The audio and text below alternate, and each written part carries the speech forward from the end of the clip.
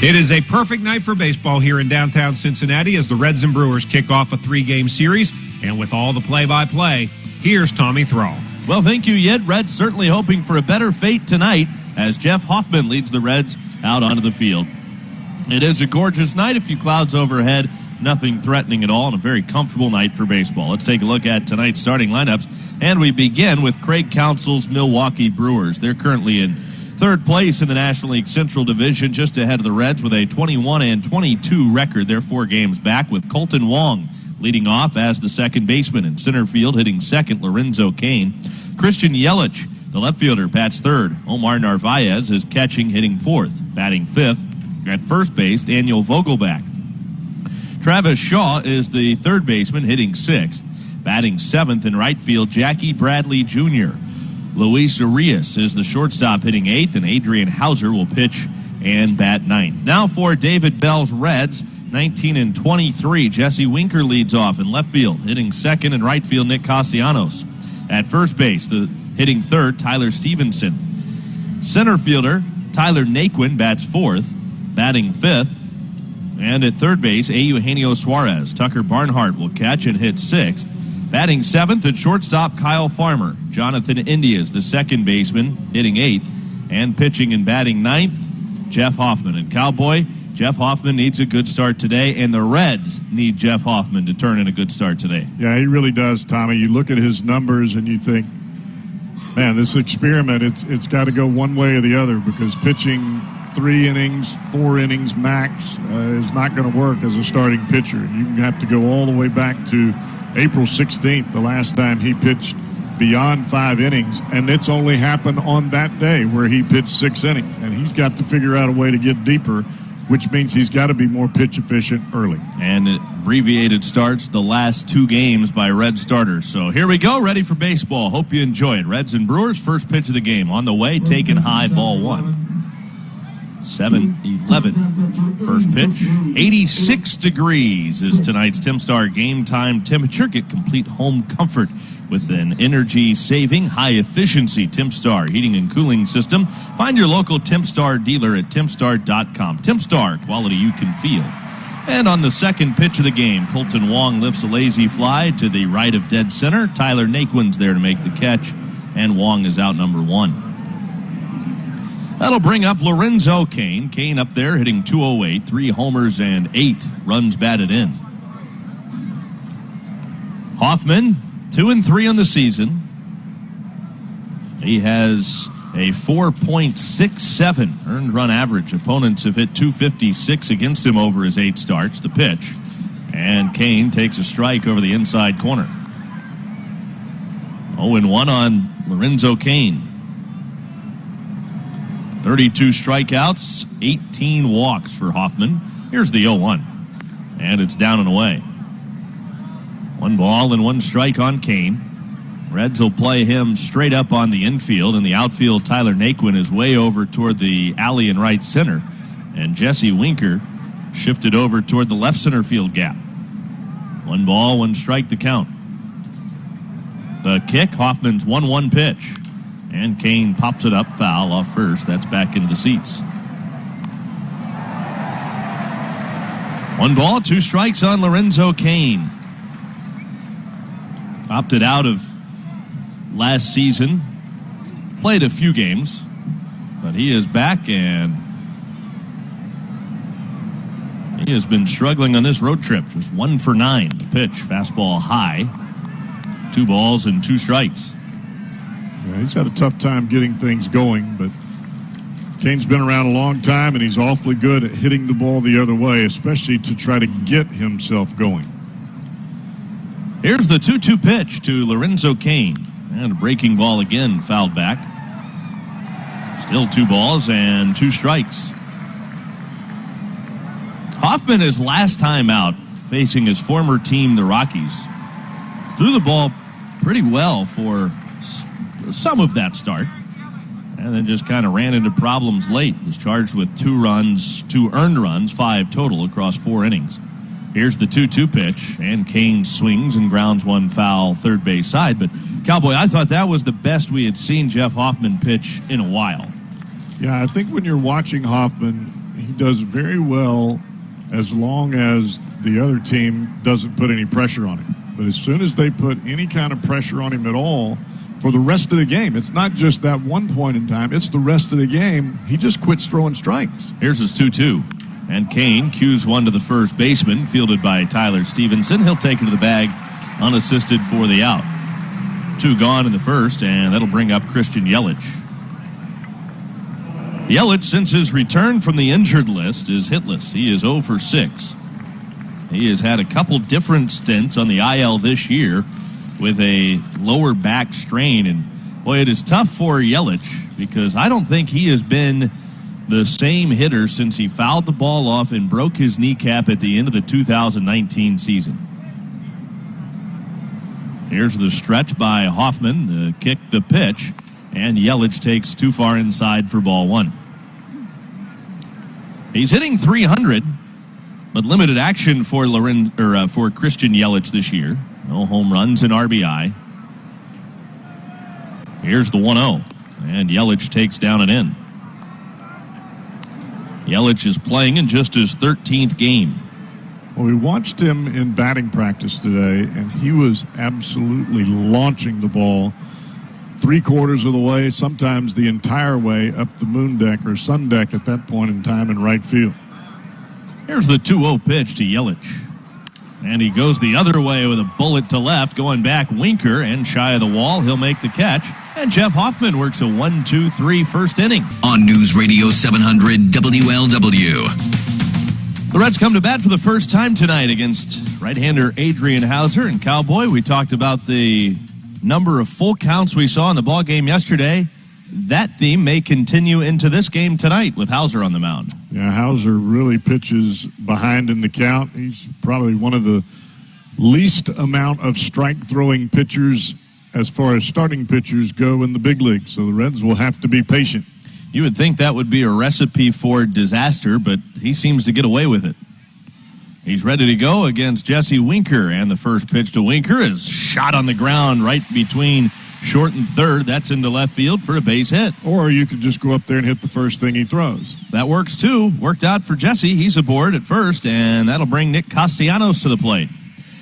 Reds fans, did you know Kroger guarantees everything they sell is fresher than fresh? Their associates are constantly checking to make sure everything is at the peak of freshness, or they'll make it right. Kroger, fresh for everyone. Castellanos up, hitting .347 with 11 homers and 27 runs batted in. Castellanos had 2 at-bats yesterday and was 2 for 2 with a pair of singles. He extended his hit streak to 9 games. Make it 8 straight for Castellanos. Here's the pitch, and it's down and away for ball 1. He is now past Winker for highest batting average. Of course, I have a feeling Winker's going to get right back up there. Not that he's really down at a .338 clip, but the way he's gone this year, if he's had a quiet game or two, he picks it right back up. Same's true for Castellanos, and the pitch is taken down and away. 2 balls and no strikes on Nick Castellanos. But, man, when this guy is locked in, he seems like he is impossible to get out. Hauser through the signs is ready. The 2-0 pitch, and Castellanos looks at a strike that grabs the outside corner. 2-1. Winker on at first, nobody out. Castellanos drags the bat across the plate, waits on Hauser. Pause at the belt, the 2-1 pitch. Fouled straight back. The other thing about Adrian Hauser is he's not a guy that works in any sort of a hurry at all. He will take his time out on the mound. He's a slow worker. He throws a lot of balls. He doesn't pitch ahead in the count. His infielders and outfielders are yawning usually by the time he gets to around the 3rd inning. He's probably not the type of guy that you just look forward to playing behind. No, they hate that. Hauser's 2-2 pitch. Castellanos grounds it foul outside of third. Castellanos leading the big leagues in slugging at .647. And if you're wondering, well, by how much? Well, Mike Trout is second at .624. That is a wide margin. The 11 home runs helps that. How about 10 doubles? He's also tripled this year. The 2-2 pitch in the dirt outside fills up the count. 3-2 on Castellanos. Over his current hit streak, he's hitting .536. He is 15 for 28 over that stretch. In addition to all those hits, he has also walked 8 times. And that I think is the key to the success for Castellanos. Here's the payoff pitch. And Castellanos takes strike 3 at the knees. He is down on strikes. 1 away here in the first. I think for Castellanos, when he's swinging at strikes, and granted he took a strike 3 that was right over the outside corner, but when he's swinging at strikes, man, he is putting a hurting on some pitching. Well, he's not striking out much over this recent stretch either. That's just the 4th strikeout in his last 9 games. Here's Tyler Stevenson hitting in the 3-hole today. He was there yesterday. Batted cleanup the night before. Rookie that has been thrust into the middle of the order, the pitch, and Stevenson takes down and away for ball 1. 1 ball and no strikes. He's up there hitting .293. He has a couple of homers. He's driven in 8. Hauser is not going to throw many pitches that are straight. He's either going to cut the ball off the outside corner or throw a 2-seamer that starts away and comes back to the plate. The 1-0 pitch, and Stevenson takes in too tight. It's 2 balls and no strikes. The first pitch was a cutter in the dirt. That pitch, you could see Narvaez setting on the outside corner, but the ball not only ran across the plate, it ran the entirety back off the plate inside. Stevenson back at first base after he made his first career start at first base a couple days ago, the 2-0. And he looks at a strike over the outside corner. It's 2-1.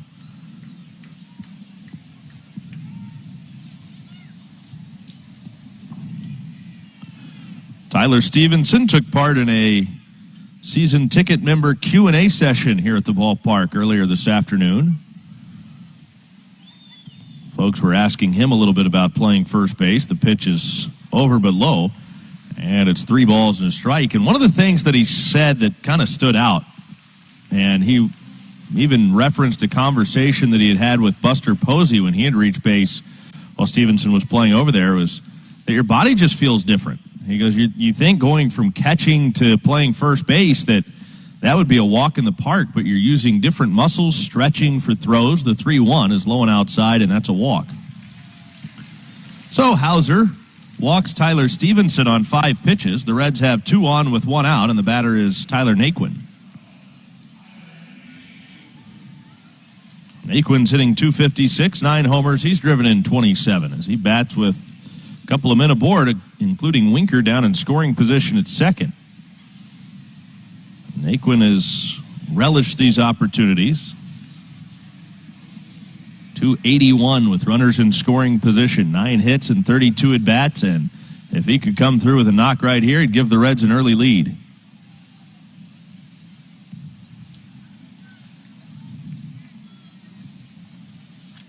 Hauser has the sign from the belt, and his first pitch to Naquin. Low and in. 1-0.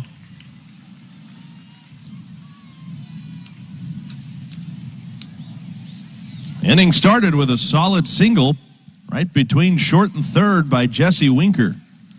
After a strikeout of Castellanos, a walk to Stevenson, and now Hauser falls behind Naquin. 1 ball, no strikes. Well, we will see a significant portion of each team's bullpen here in this first ball game. The pitch. And Naquin hammers it to right.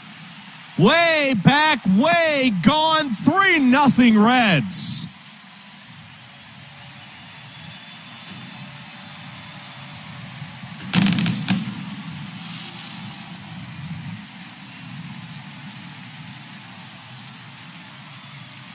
They got all of that.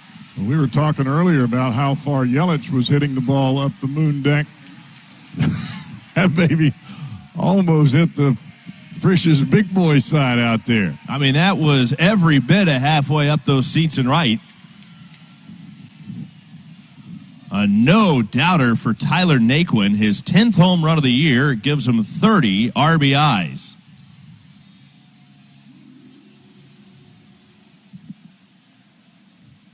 That's 3 rows from the top. There's the pitch to Eugenio Suarez, a breaking ball on the inside corner at the knees, called a strike. Well, you would hope, Tommy, that would really help Jeff Hoffman, because he's got a little room to play with now here in the early going. Fouled away by Suarez. It's 0-2. You know, when you said really help, but the first thought I had goes to the guy at the plate right now, too, is because it really takes some pressure off Suarez, I feel like. Breaking ball in the dirt, 1 ball, 2 strikes. We've been talking about it a lot. He's a guy that knows what his role is supposed to be on this team. And you feel like when the team gets an early lead like this, maybe he can just relax a little bit at the plate. He did homer in his last at-bat of the game yesterday. Here's the 1-2 pitch. Suarez swings and hits this one high into the air, but shallow to right. Jackie Bradley Jr. is under it. He'll make the catch, and that's out number 2.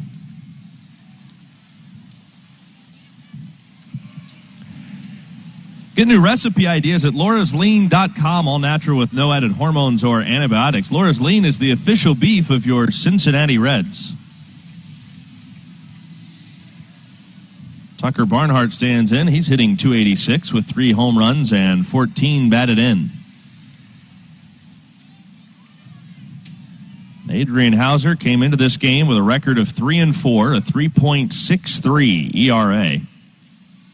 He only went 3 innings his last time out facing the Braves. The pitch is in the dirt, taken for ball 1. We talked about Hoffman lacking the average of 5 innings on the mound. Well, so is the Brewers starter Adrian Hauser.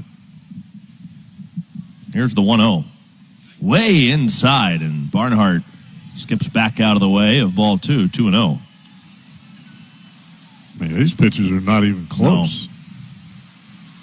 Well, but every pitch he's trying to cut, sink, run, turnover. Hauser typically doesn't give up many home runs. And that was the 6th that he's allowed, the 2-0 pitch, and Barnhart shoots one right to the second baseman, Colton Wong. The throw pulls the first baseman off the bag, but he gets back to it to get Barnhart. Play goes 4-3. The inning is from MLB.com. He covers the Reds on a daily basis when he's not on one of his many tropical vacations around the world. Mark, how are you? I'm doing great. I wish I was on a tropical vacation, believe me. I haven't been out of town yet since everything has gone down. That's true. Look, man, it's sunny and 86. That's tropical. It's tropical enough. It'll have to do. You're right on the river. You're on the water. Right. That's right. Go sit on the beach of the river. You feel like you're in the Caribbean. I feel like $100. 0-1 on Omar Narvaez. Line by Hoffman. The pitch. And there's a ground ball pulled foul just outside the bag at first. And the count is 0-2.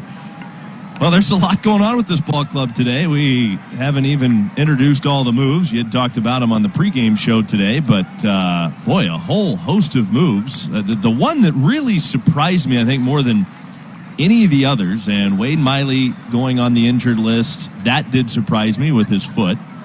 Nick Senzel being placed on the injured list. I think we all kind of felt like that might be coming, the pitch outside, 1 and 2. But then Carson Fulmer was designated for assignment today. That was the one that perhaps surprised me the most. See, I'm not too surprised just because you look at his numbers. He's got about an 11 ERA over his last 8 or 9 appearances. Swing and a miss, and down on strikes, Omar Narvaez, 1 gone here in the second. And he's been struggling. He's out of options. They needed somebody to come up in the bullpen they needed some bullpen reinforcements. They've gone through an entire turn of the rotation without anybody going more than 5 innings. But it's just they needed somebody. I was a little surprised they brought up, I guess, Brad Brock. I hadn't thought about that one because he wasn't on the 40-man roster, but he's been pitching well. He's got 6 2/3 scoreless innings at Louisville with, I think, 12 strikeouts. So he's looked good. So he's a veteran, so they can bring him in. Here's Daniel Vogelbach, and the first pitch is off the inside corner for a guy, as Cowboy would say, is built like a fire hydrant. Count is 1-0. He's hitting .207, 3 homers, 9 RBIs. Left-handed batter awaits, and the pitch is popped up foul. He may be 2 fire hydrants. Well, he's one of those industrial ones, out in front of the big buildings. He reminds me of a guy that would be cast in a movie as a baseball player, but doesn't look like a baseball player. I don't know if I say that the right way, but like you want like Major League 3. Sure. Back to the minors, the worst baseball movie ever made. Behind For the Love of the Game. Okay. We've gone too far. The 1-1. Fouled straight back. 1-2 on Daniel Vogelbach. How about the decision to also bring up, you talked about Brad Brock, but Ashton Goudeau. Ashton Goudeau. He's I would say, the long man right now. He was supposed to start tomorrow for Louisville. He hasn't pitched since Sunday, so he should be pretty fresh. He is a waiver claim from Colorado earlier this month. Fastball way high and outside, 2-2. Might he be the one, Mark, that starts in place of Wade Miley? Didn't sound like it. I asked David that this afternoon, and it sounds like they're looking at him as a bullpen piece. They don't know yet who their spot starter will be. They have a way of, because of the off day Monday, which would have been Miley's day, they can skip his spot and then move him back, and then maybe he'll only miss a start, and they'll need a spot starter in Chicago next weekend. And I could envision being De Leon. I can envision it being Gutierrez, Tony Santillan, perhaps even T.J. Antone. Although the way they've been liking to use him in the bullpen, I don't know if they'll do that even for one start. Here's the payoff pitch to Vogelbach, and it's fouled away to the left side. So the battle here continues. 3 balls and 2 strikes. Back in the strike zone, though, for Hoffman after the previous 2 pitches missed badly, way out of the zone. Yeah, I think that's the real big question, is who is going to start in Wade Miley's place, and when do you actually need to use somebody? Now, this has been a long stretch without an off day. The 3-2 fouled away. So do you just want to keep everybody on their turn, or would you like to use the off day to give everybody an extra day's rest? That's another That's something to be factored as well. I guess it depends on how many starts you want to go without Wade Miley. If you want to go with just one, you may have to let everyone not get their extra day of rest. And if you want someone to have maybe 2 days filling in, you go ahead and you just take. Hoffman back to the plate with a payoff. And it's a little tapper left side. Hoffman off the mound toward third. Off-balance throw. Pulls Stevenson off the bag. The throw gets away, but it's backed up by Jonathan India. And reaching safely is Daniel Vogelbach on what will be ruled a base hit. I mean, that's not an easy play for a pitcher. It's an easy play for a third baseman in a normal defensive arrangement, but the Reds did not have that. Eugenio Suarez was playing near short. So 1 on with 1 out, and the batter is Travis Shaw. Shaw's hitting .212, 5 homers and 24 batted in. Do you get the sense that the injury to Wade Miley is anything to be concerned about, or is that pretty minor? Well, they said it was minor, and he said it was minor, and then here we are. He's on the DL, or the IL, excuse me. I would be worried about it just because it's a foot, and I don't know if it's his left foot. That's probably the one he has planted on the rubber, I believe, right? So he doesn't have to step going down, during his delivery, but I'm sure it would, it bears weight, so you have to be concerned a little bit. It definitely affected him pitching the other night. Hoffman jumps ahead of Travis Shaw 0-1. Hoffman's 0-1 pitch, and it's up and away. 1 ball and 1 strike. Runner on at first base with 1 man out. Shaw whirls the bat around. Hoffman ready to go with the 1-1 pitch. Breaking ball pulled foul. And Cowboy, you can speak to this, as David talked about it during or after Miley's other start. And Mark, you heard him when he was saying the big concern is when it's a non-arm related thing is that going to change your mechanics? Yeah. And that seemed to be the biggest concern with Wade Miley the other night. Yeah, I would say that, especially for a veteran pitcher. I mean, he's no spring chicken. You want him to be able to. He's had the lower extremity issues in the past, and you just have to. What you're hoping for is it doesn't morph into something bigger. And I think that's one of the reasons that they really just exercised caution here. Pitch missed up and away. 2 balls and 2 strikes on Travis Shaw. Runner at first, 1 out. Shaw slightly open stance, left-handed batter. Hoffman from the belt, back to the plate. The 2-2 pitch buried in the dirt and blocked by Barnhart. So now the count runs full, 3-2.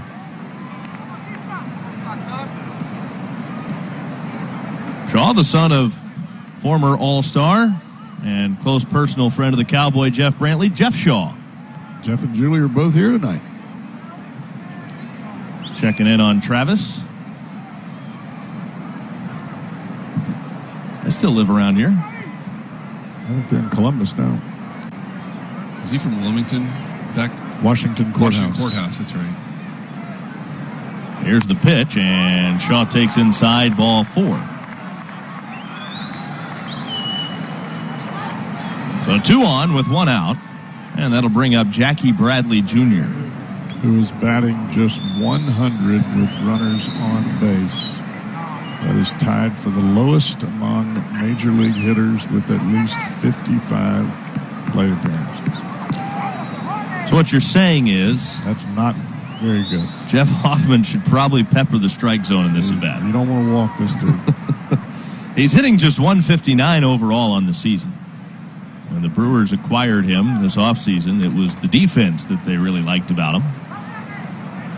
Hoffman from the belt, checks the runner, deals, and it's a backdoor breaking ball for a called strike to start off this at-bat to Jackie Bradley Jr., JBJ as he's affectionately known. Well, however you want to call him, he's 1 for his last 22, 4 for his last 47. And he's also just 3 for 24 with runners in scoring position to go with your 100 batting average with men on base. Fastball too high. By the way, that number is 094, so that is below 100. Though as Dusty Baker would say, the law of averages eventually kicks in. So what I would be saying is just don't get behind in the count. Just keep firing it in there. 1 ball, 1 strike. Keep him on the defensive. He knows he's not hitting. Hoffman's 1-1. And there's a weak tapper foul, first base side. 1-2 on Jackie Bradley Jr. You guys had a chance to check in with Mike Moustakas today as well, and it's sounding like this is going to be something that'll just be the 10 days, or could it be longer? He's hoping so. I think the way he put it was he's hoping that he's ready to play before he's eligible, so that the last couple of days before his eligibility are just gravy, and that he can hit the ground running on the first day that he's eligible to come off. So we'll see.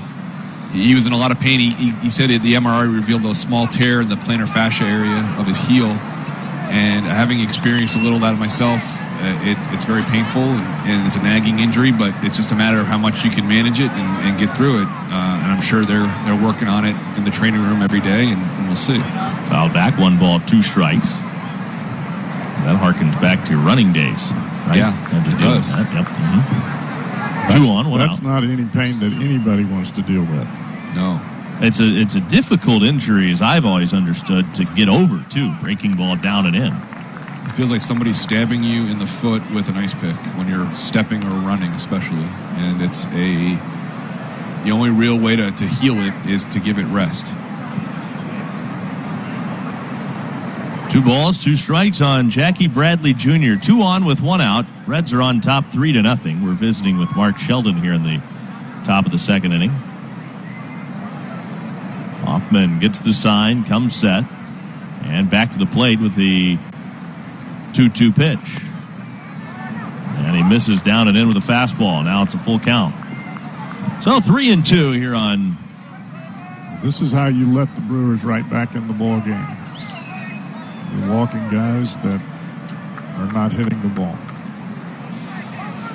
Shaw at first. Vogelback at second. 3-2 on Bradley.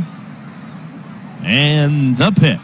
In the dirt inside, ball 4, and the bases are loaded. Tucker Barnhart is on his way to the mound to talk some strikes into Jeff Hoffman. If you're listening tonight on your car or truck radio, please remember to buckle your safety belt. This message brought to you by the Ohio Department of Public Safety. If you're not buckled up, what's holding you back? So Hoffman needs to bear back down. You're talking, Cowboy, after the Reds got that 3-run home run from Tyler Naquin in the first inning. That could really... I said I was hoping that it would help Jeff Hoffman. It is not helping him in any way, fashion, or form. This is what we've been watching from Hoffman really for the last 4 or 5 starts, and that's just won't get it. Now he's got to bear down here with Luis Urias at the plate, just a 205 hitter. Urias, 4 homers, 18 RBIs. Certainly some power if you make a mistake to him, though. Here's the pitch.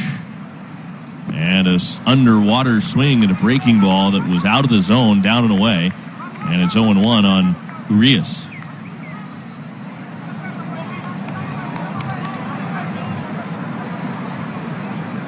Bases loaded, 1 out.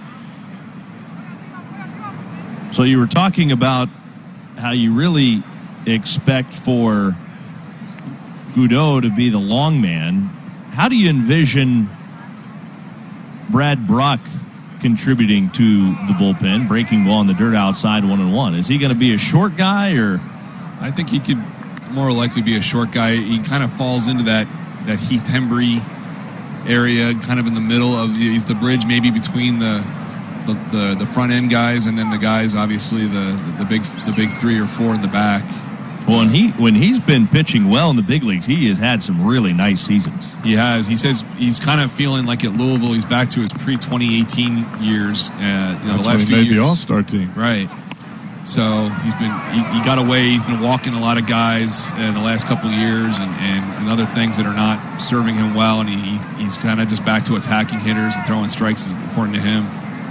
So far, the numbers in Louisville bear out that fact. So we'll see if he can translate it to the big leagues again. But he was very excited to be back. He said it almost felt like the first time he got called up to the big leagues, because when you've been a veteran and you go down for a while, it takes a while, and you don't necessarily enjoy that. The 2-1 pitch, swinging a foul, and I'm sure for a lot of guys, you hear him say, you start to wonder if you're ever going to get back.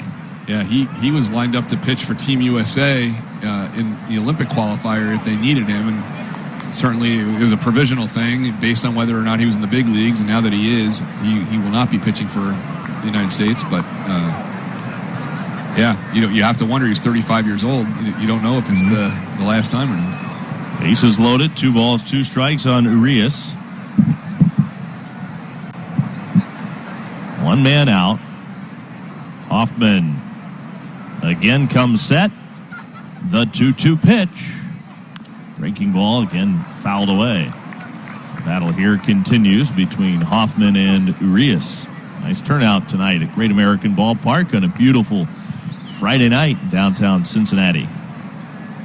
The other guy, I don't think we've touched on, Scott Heineman, who was also recalled today. Outfielder. Had a great start from spring training for the Reds. Yeah, he's also a potential first base candidate. That's a good point. Of course, it's still very early in the Tyler Stevenson at first base experiment. Bouncing ball foul outside of third. David Bell giving you any indication on how he feels that's going?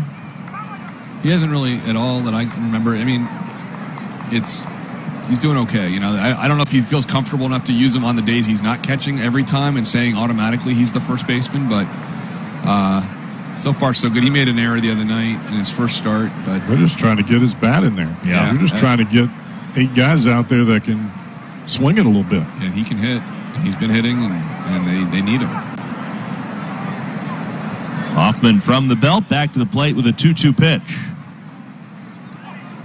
He throws it to the backstop, and it caroms right back to Barnhart. Boy, he got a hard carom off one of the signs behind home plate.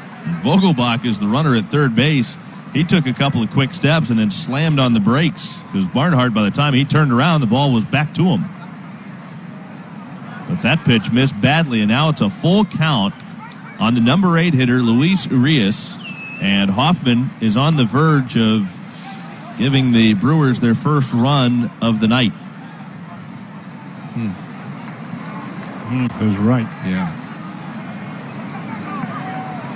We might be seeing Ashton Goudeau. Well, you got some movement in our bullpen right now. You can't let a 3-run home run and you just give it away on the mound. Here's the 3-2 pitch. Ball 4. He takes low. Hoffman wanted the call, didn't get it. There were a couple of calls in that at-bat that he would have liked to have had, but neither one of them were strikes. They were both low, as was that. And it's a bases-loaded walk. Vogelbach is home from third. Derek Johnson is out to the mound. Well, if you throw a ball and you hit the backstop in the air, it goes over the umpire, the catcher, the batter, and you hit the backstop in the air with the bases loaded, you are not going to get a borderline pitch. And this guy just will not throw the ball over the plate. And that is 3 straight walks after the 1-out single by Vogelbach. And he struck out Omar Narvaez to start this inning. But then after a base hit by Vogelbach, things have really unraveled here for Jeff Hoffman. And the bases are loaded. 1 out. And even though you've got the pitcher up there, Adrian Hauser might be a better hitter than the last 3 guys that he's faced. He's got a couple of homers. 2 of them already this year. He's hitting .231 on the year. He better not hit one right here. Bases loaded, 1 out.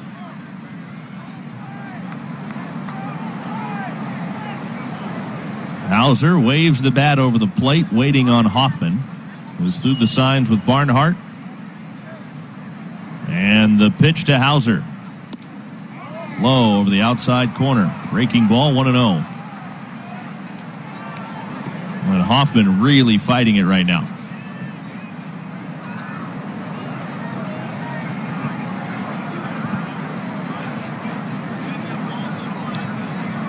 Reds in the dugout on the phone with the bullpen. Here's the 1-0. And that's in there for a taken strike. A Bronx cheer from the folks here at Great American Ballpark. Yeah, you got a ton of folks here tonight. Get a 3-run lead early, especially after that debacle against the Giants. You want to make sure you make that 3-run stand up. Here's Hoffman's 1-1.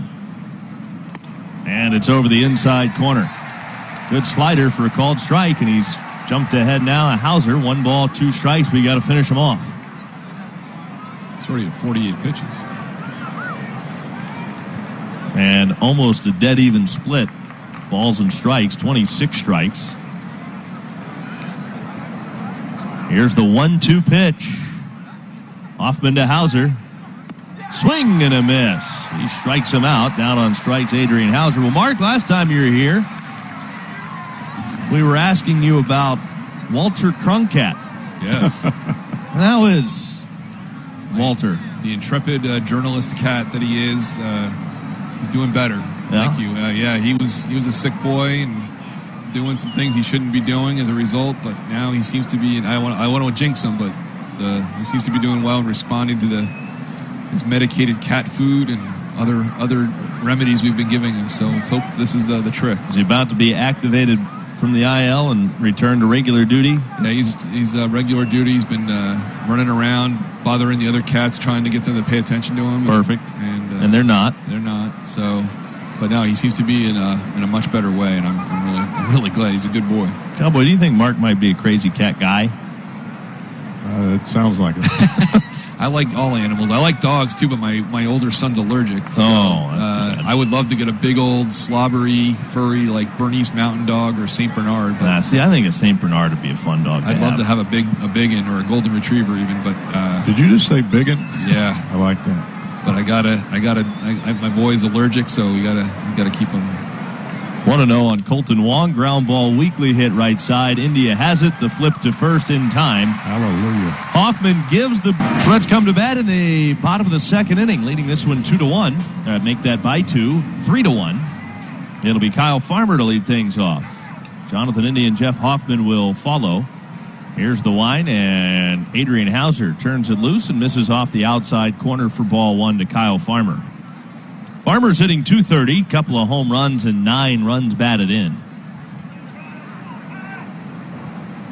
Hauser into his windup, the 1-0 pitch, and Farmer takes down and away. It's 2-0. Beautiful night to open up this series against the division rival Milwaukee Brewers. Sonny Gray against Brett Anderson tomorrow, mid-afternoon game, and then it wraps up Sunday with Luis Castillo against Freddie Peralta, strike on the inside corner. You know, as long as I've been broadcasting Brewers, Reds, no matter how the teams come in offensively, no matter how the teams come in record-wise, it just seems to be a slugfest every game, every series. Whether we're in Milwaukee or here, it's a back-and-forth affair. Fouled away. I don't know what it is about those games at Miller Park, but the ball just really seems to jump there, doesn't it? I mean, Well, not that it doesn't jump here. No, it does. Don't get me wrong, but more so than I would expect it to there. Here's the 2-2. And Farmer rips a line drive up the middle, but Colton Wong is right there near second to make the catch, and that is out number 1, which brings us to our Cincinnati Bell trivia question of the game. Text the word vote along with your answer of A, B, or C to 66128 for your chance to win a pair of tickets to the Reds Hall of Fame and Museum and a $25 Dunkin' gift card, all thanks to Cincinnati Bell, powering your connected life. Over the course of Brewers franchise history, the club has changed divisions multiple times. How many different divisions have the Brewers played in throughout the franchise's history? Is it A4, B3, C2? Ball 1 to Jonathan India. The 1-0. India takes a strike, and the count is even, 1-1. In the history of their franchise? In the history of the Brewers franchise. The 1-1. Swing and a miss. 1-2 on Jonathan India.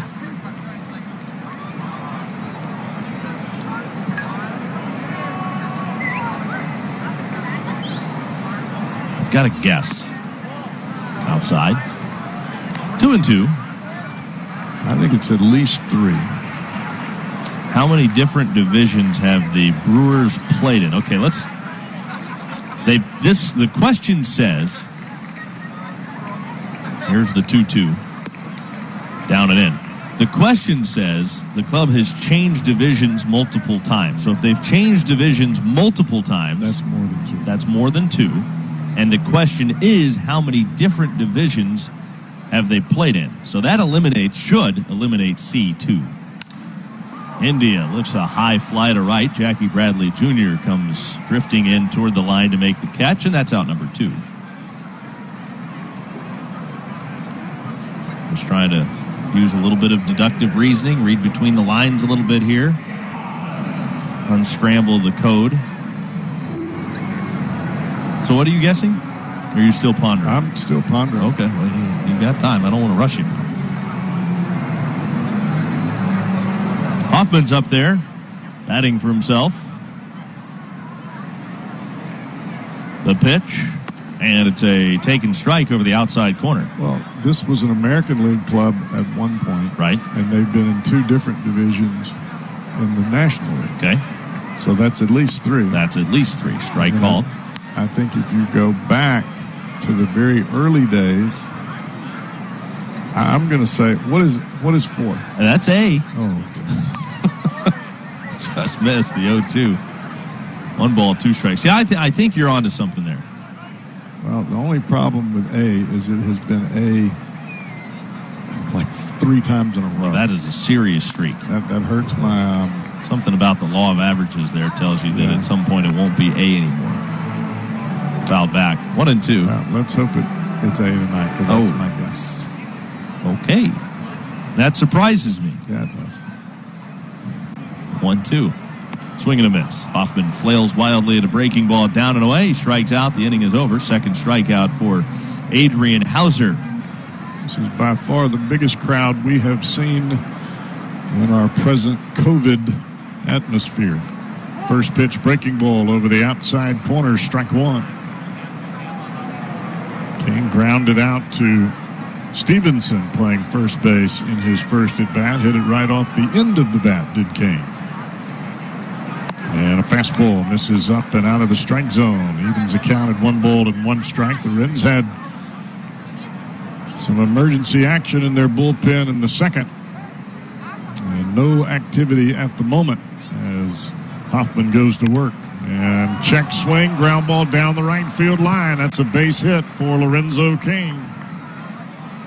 And as I was talking about in his first at bat, he likes to go that way. And it was kind of an excuse me swing. Didn't really have a full swing, but he hit it right where no defensive player was playing, right over the first base bag. So that's a leadoff single for the Brewers center fielder. And here's Christian Yelich.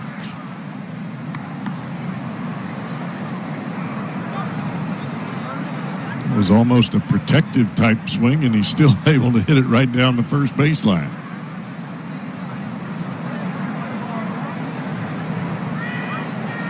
Yelich, left-handed batter, and the Reds will vacate third base. They move Suarez to shortstop and Farmer over to the right field side of second, along with India. Breaking ball in the dirt. There goes Cain. Blocked by Barnhart, but it will trickle away into the grass outside the circle, and that'll be a wild pitch.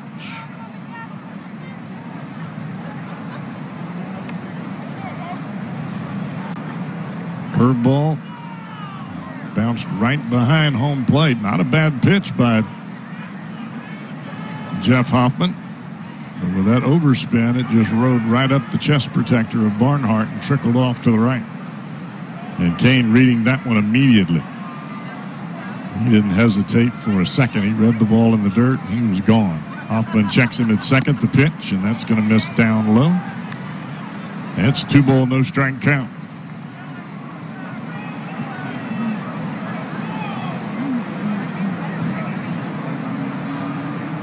As Tommy mentioned earlier, Yelich has been in and out of the active lineup. He did line out to left field the first time up, and he hit that ball awfully well. He'll take that pitch, a fastball right at the very top of the strike zone for strike one. You can see a little bit of the shake of the head by Yelich. I think he thought that ball was high. May very well have been. It was pretty close. 2-1 count. Hoffman will look at Cain at second and turn it loose. Swing and a miss. A split finger right in the heart of the plate. Yelich was coming unglued right there. See, Cowboy, it's pitches like that that makes you think, well, boy, when you're aggressive in the zone, tough to hit. It's all about confidence. If you don't have any confidence in what you're throwing, you're not going to throw it over the plate. 2-ball, 2-strike count. And Hoffman turns it loose. And a swing and a miss. Another split finger, and he has struck out Yelich. One down.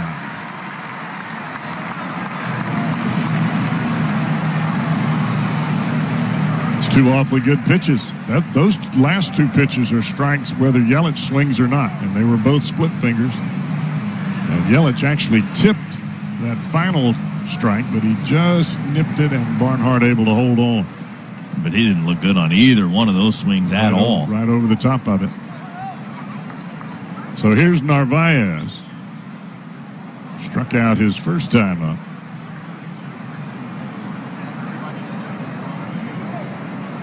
Omar Narvaez hitting in the number 4 spot, the cleanup spot here for the Brewers. And he rips this one high and deep to right field. Back is Castellanos. He leaps. He makes the catch. Tagging from second, advancing to third is Cain. And, the Reds are fortunate that stayed in the ballpark. Well, sometimes you hear about launch angle, and it kind of makes you nauseous at times. But that's one where if the angle's a little higher, it's gone. Out of here. He hit it on the barrel, and it looked like he got a bit of top spin to that ball. And Castellanos really had to get back to the wall in a hurry. On to third is Cain, but there's 2 down now, and here's Daniel Vogelbach. Vogelbach with a single off the end of the bat in between the pitcher's mound and the third baseline, and he beat it out. Breaking ball, and that's going to be called a strike by home plate umpire Shane Livensparger. And Hoffman quickly ahead, no balls and a strike. 2 down here in the third. A leadoff excuse me swing by Lorenzo Cain netted him a single down the right field line. He is standing at third base. And the 0-1. And another breaking ball. This will bounce to the plate, and Barnhart keeps it right there. 1 ball, 1 strike count.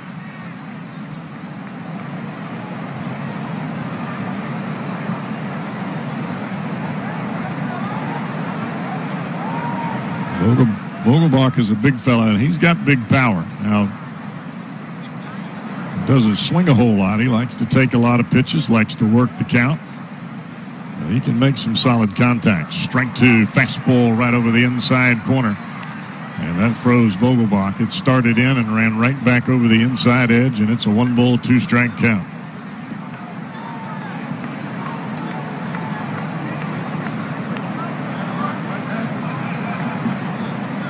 Lorenzo Cain has a lead so far down the third baseline. I think he could walk to the plate. And a ground ball. This is going to be right at Suarez, who is standing at short to throw in time. And Hoffman will work around a leadoff single here in the third. Winker, Castellanos, and Tyler Stevenson. Jesse has seen 1 pitch from Adrian Hauser, and he hit a bullet through the left side of the infield. And the pitch, and he will take that ball just underneath the strike zone, cut the plate in half, but it's a bit low for ball 1. 1 ball, no strikes here to Winker.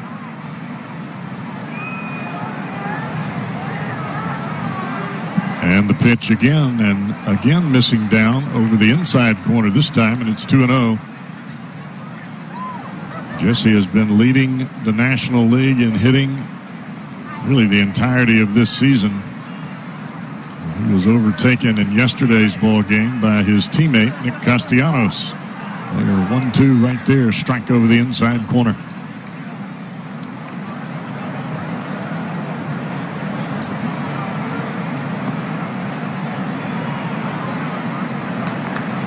But virtually, at least it seems this way. When Winker and Castellanos are batting 1-2, it seems like they're on base all the time. Fastball upstairs. Winker swings right through that one, and the count now even. 2 balls and 2 strikes.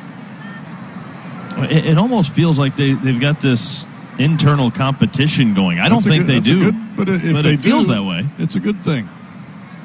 The pitch. And that's going to bounce up there. A breaking ball in the dirt. And now the count is full. 3 balls and 2 strikes. But I think sometimes you see that, and you would know this, I think sometimes you see that in bullpens. Guys are pushing each other. Rotations. I mean, I think Trevor Bauer last year made everybody better. But you got to have that lead dog. If nobody's running out in front, you got a problem. Pulled foul down the first baseline.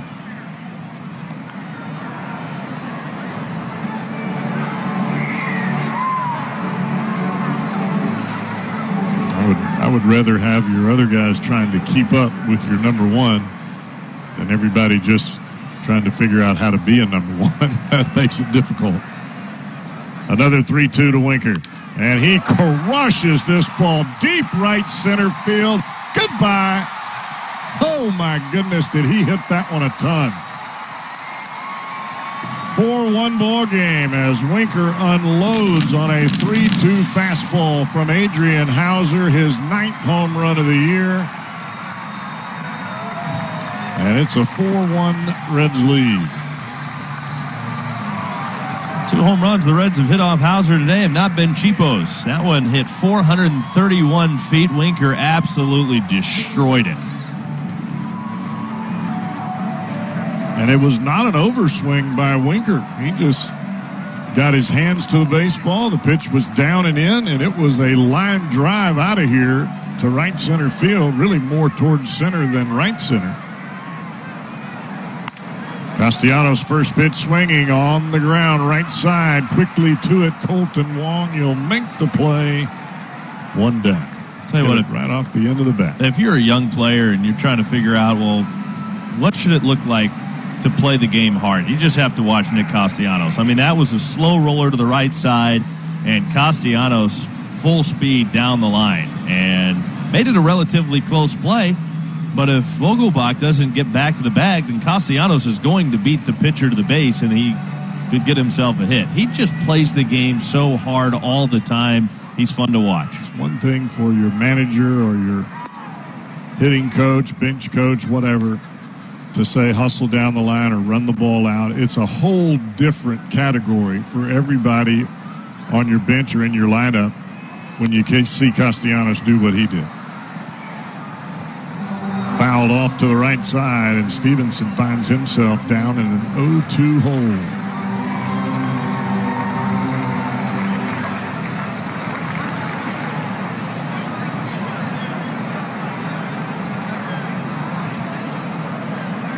Stevenson walked his first time out.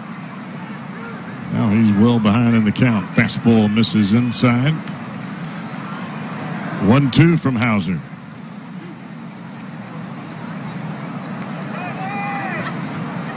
And Hauser back to the plate. And again, he misses inside. And he's slowly letting Stevenson back in the count. It's now 2-2. Back-to-back fastballs that ran in off the plate. And the pitch. Strike 3 called. Fastball right over the outside corner. 2 down for Tyler Naquin. Well, with that home run of Jesse Winkers out in right center field, better go ahead and get this out there. Today's Toyota Tundra Home Run Challenge contestant, that would be Regina Siebert from Batavia. And if a home run hit by a Reds player during tonight's game hits the Toyota hit and win sign located out in right center field between the power stacks, well, Regina, you'll win a brand new built in the USA 2021 Tundra, all courtesy of your Cincinnati and Northern Kentucky Toyota dealers. Regina Siebert from Batavia, Ohio. Good luck. Strike 1 over the outside corner. Naquin with a big 3-run bomb back in the first inning. And he swings through a high fastball here.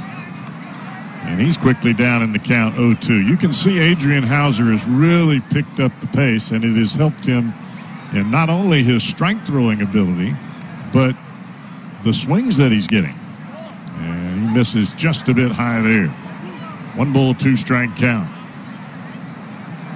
Yeah, his location is much better as he has picked up the pace and a little bit better rhythm on the mound. Naquin waits on the 1-2. And a breaking ball in the dirt, and he lays off of it. 2 balls and 2 strikes. Now, if the normal pitching that we've seen from Hauser plays true, he will start that fastball off the plate in and try to run it back over the inside corner after throwing the breaking ball inside into the dirt. 2-2 pitch. And there it is, and it's fouled off. Actually, that was a changeup over the inside corner. Took a little bit off of that. Well, that swing was kind of a protection swing from Naquin, too. Just a little out in front of it. Just trying to fight it off, stay alive. Another 2-2. And he tries to get the fastball in here, and he does, but it's well off the plate. And another full count for the Brewer right-hander. We mentioned earlier, neither one of these pitchers go deep in the ball game, and they will not go deep here tonight. Bullet to first base, and look what I found, says Daniel Vogelbach. He caught that ball off to the side, looked in his glove, and said, I got it. Tags first. Naquin is out. 4th inning. Reds are on top. It is 4-1. Great American Ballpark on a beautiful night. And a good-looking crowd here at Great American Ballpark this evening. Right-hander Hoffman back to work. And his first pitch is a breaking ball in there for a called strike. And it's quickly 0-1 on Travis Shaw. He walked his first time up tonight when facing Hoffman back in that 2nd inning. The Brewers scored their lone run. Hoffman to the plate with the 0-1 pitch, and that's a fastball just off the inside corner. 1 ball, 1 strike. This is one guy you cannot be predictable with because he He has got big power. And in this ballpark, we know where it goes. 5 home runs this year. He's been really scuffling lately, though.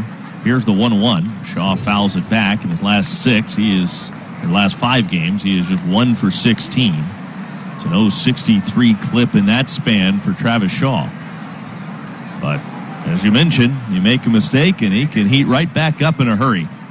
Looked like he kind of strained a little bit in his back right there with that swing. You could see him bending backwards and forward and twisting a little bit. There's the 1-2. Up too high. Fastball missed above the zone. 2 balls and 2 strikes. Brewers collectively are not a team you want to give away runs to. They need to earn them. Next to last in all of baseball in hitting. Here's the 2-2 pitch.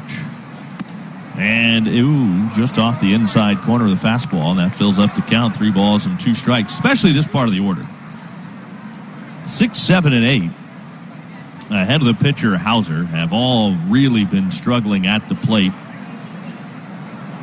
Not just on the season, but even more so recently. The 3-2 pitch. High and outside, ball 4. Leadoff walk to Travis Shaw begins the Brewer 4th. And David Bell seems to be getting a little restless down there in the Reds dugout. I'm getting restless. You just can't walk guys continually that are hitting 200 or under. And speaking of under, here's Jackie Bradley Jr. And he walked his first time up. Cowboy outlined all of his struggles. And at that time, there were 2 men aboard. The walk loaded the bases. Now there's 1 man on, and Jackie Bradley Jr. has struggled to hit with anybody on base. The breaking ball catches the outside corner for a called strike to JBJ. It's 0-1. But you go over the month of May, and it has been a rather forgettable month for the Brewer outfielder. He has just 3 hits all month long. Granted, 2 of them left the yard, but he is just 3 for 45 in May. Breaking ball, weakly tapped foul up the first base line. 0-2 now on Jackie Bradley Jr. Not only that, but he's been striking out at a pretty good clip, too. 16 strikeouts this month.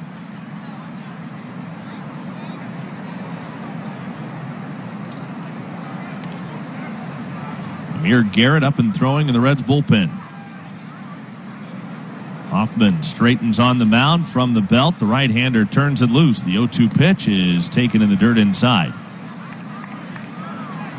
And if you can get Hoffman through this 4th inning, then you think, well, maybe you could get 2 innings out of Amir Garrett. They have a lot of lefties in the lineup today to the Brewers. And then you think, well, you're going to see T.J. Antone. T.J. Antone would be an option, too. Perhaps to close it out over the last 2 or 3 innings, even. Here's the 1-2 pitch. Swing and a miss. Down on strikes, Jackie Bradley Jr. And Hoffman has his 4th strikeout of the ballgame. Again, this season, Western and Southern Financial Group wants to strike out cancer all season long. Every time a Cincinnati pitcher strikes out an opposing batter, Western and Southern will make a donation to the Barrett Cancer Center. As Western and Southern says, when it comes to fighting cancer, we're all in this together. We are 1 out in the 4th, and Hoffman's about to throw his 75th pitch.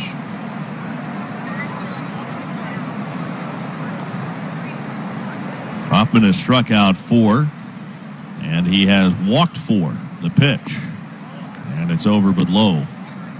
Tried that outside corner down around the kneecaps to Luis Urias. It's ball 1. Well, Urias is probably a guy right now trying to figure out where he's going to play in the next few days.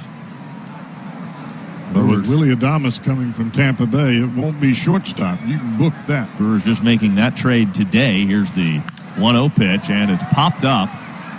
Foul ground, right side. Tucker Barnhart over near the Reds on deck circle. Makes the catch, and Luis Urias is out number 2. And I think, Tommy, when the Padres and the Brewers made the trade that brought Urias to the Brewers, I think the Brewers really thought this guy was going to take off offensively. He was going to play somewhere at second, third, or short. He's played all three, but he just hasn't hit. Certainly not this year. Willie Adames, along with Trevor Richards, coming over from Tampa in a trade that was made just before the game today for right-handed pitchers J.P. Firereisen and Drew Rasmussen. The pitch is a strike on the outside corner at the knees to Adrian Hauser. The count is 0-1. So that will figure to be a big-time upgrade at shortstop for this Brewers team, bringing Willie Adames over. He has had all kinds of success with the Rays. Not so much this year, swing and a miss, and now it's 0-2 on Adrian Hauser.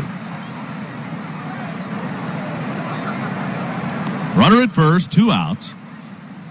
Hoffman trying to get through the 4th. Reds are on top 4-1. Hoffman nods the sign, comes set, and to the plate with the 0-2 pitch. Swing and a miss. A check swing, but Hauser went. He's down on Adrian Hauser with Eugenio Suarez, Tucker Barnhart, and Kyle Farmer due up. Let's revisit that Cincinnati Bell trivia question of the game. Trying to figure out how many times or how many different divisions. This is a tricky question. How many different divisions have the Brewers played in throughout the franchise's history? A4, B3, C2. We eliminated C2. Left you with A or B, 4 or 3. You went with A4.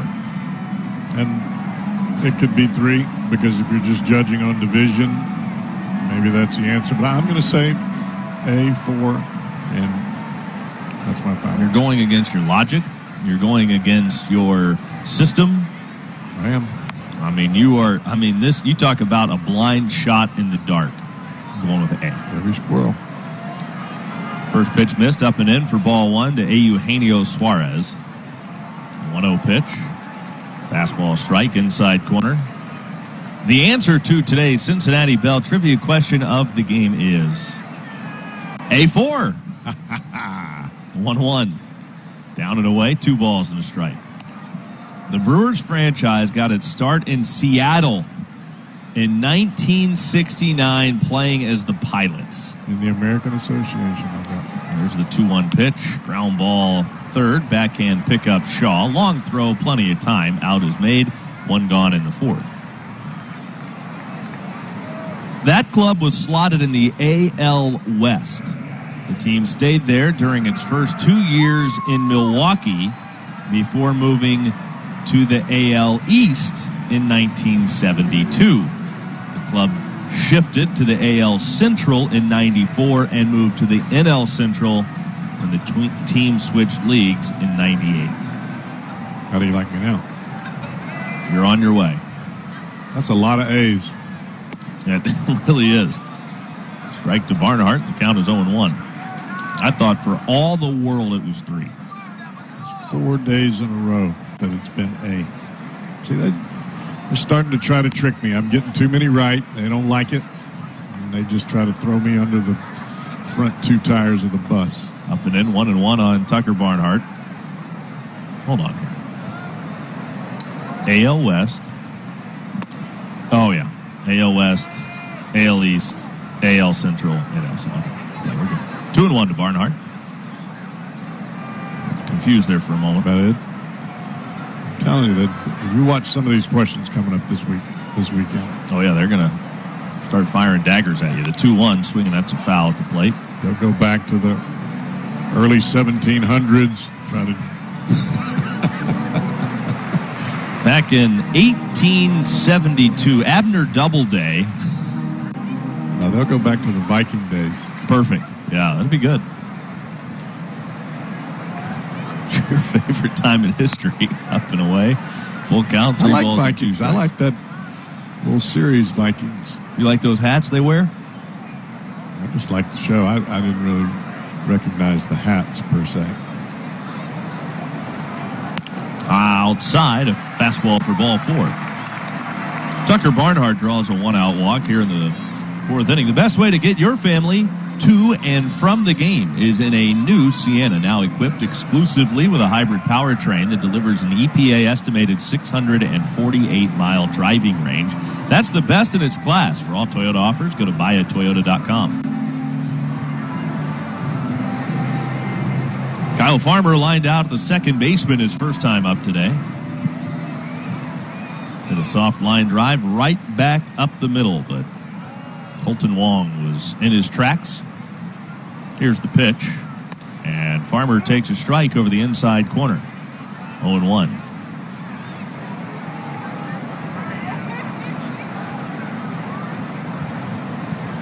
Farmer drops the bat head down on the inside part of the plate.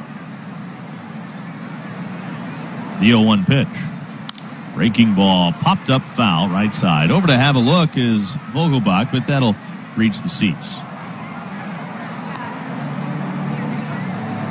0-2 on Farmer. Under at first, 1 out. No breeze at Great American Ballpark tonight whatsoever. It is completely calm.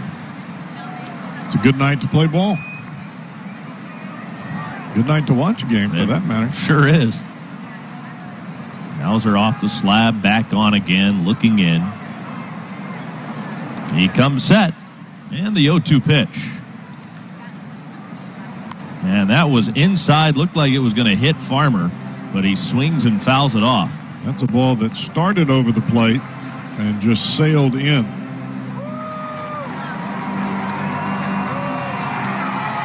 The way the baseball is moving these days, it is amazing some of the swings we see. You're seeing more and more guys swing at pitches that would hit them than I can ever remember.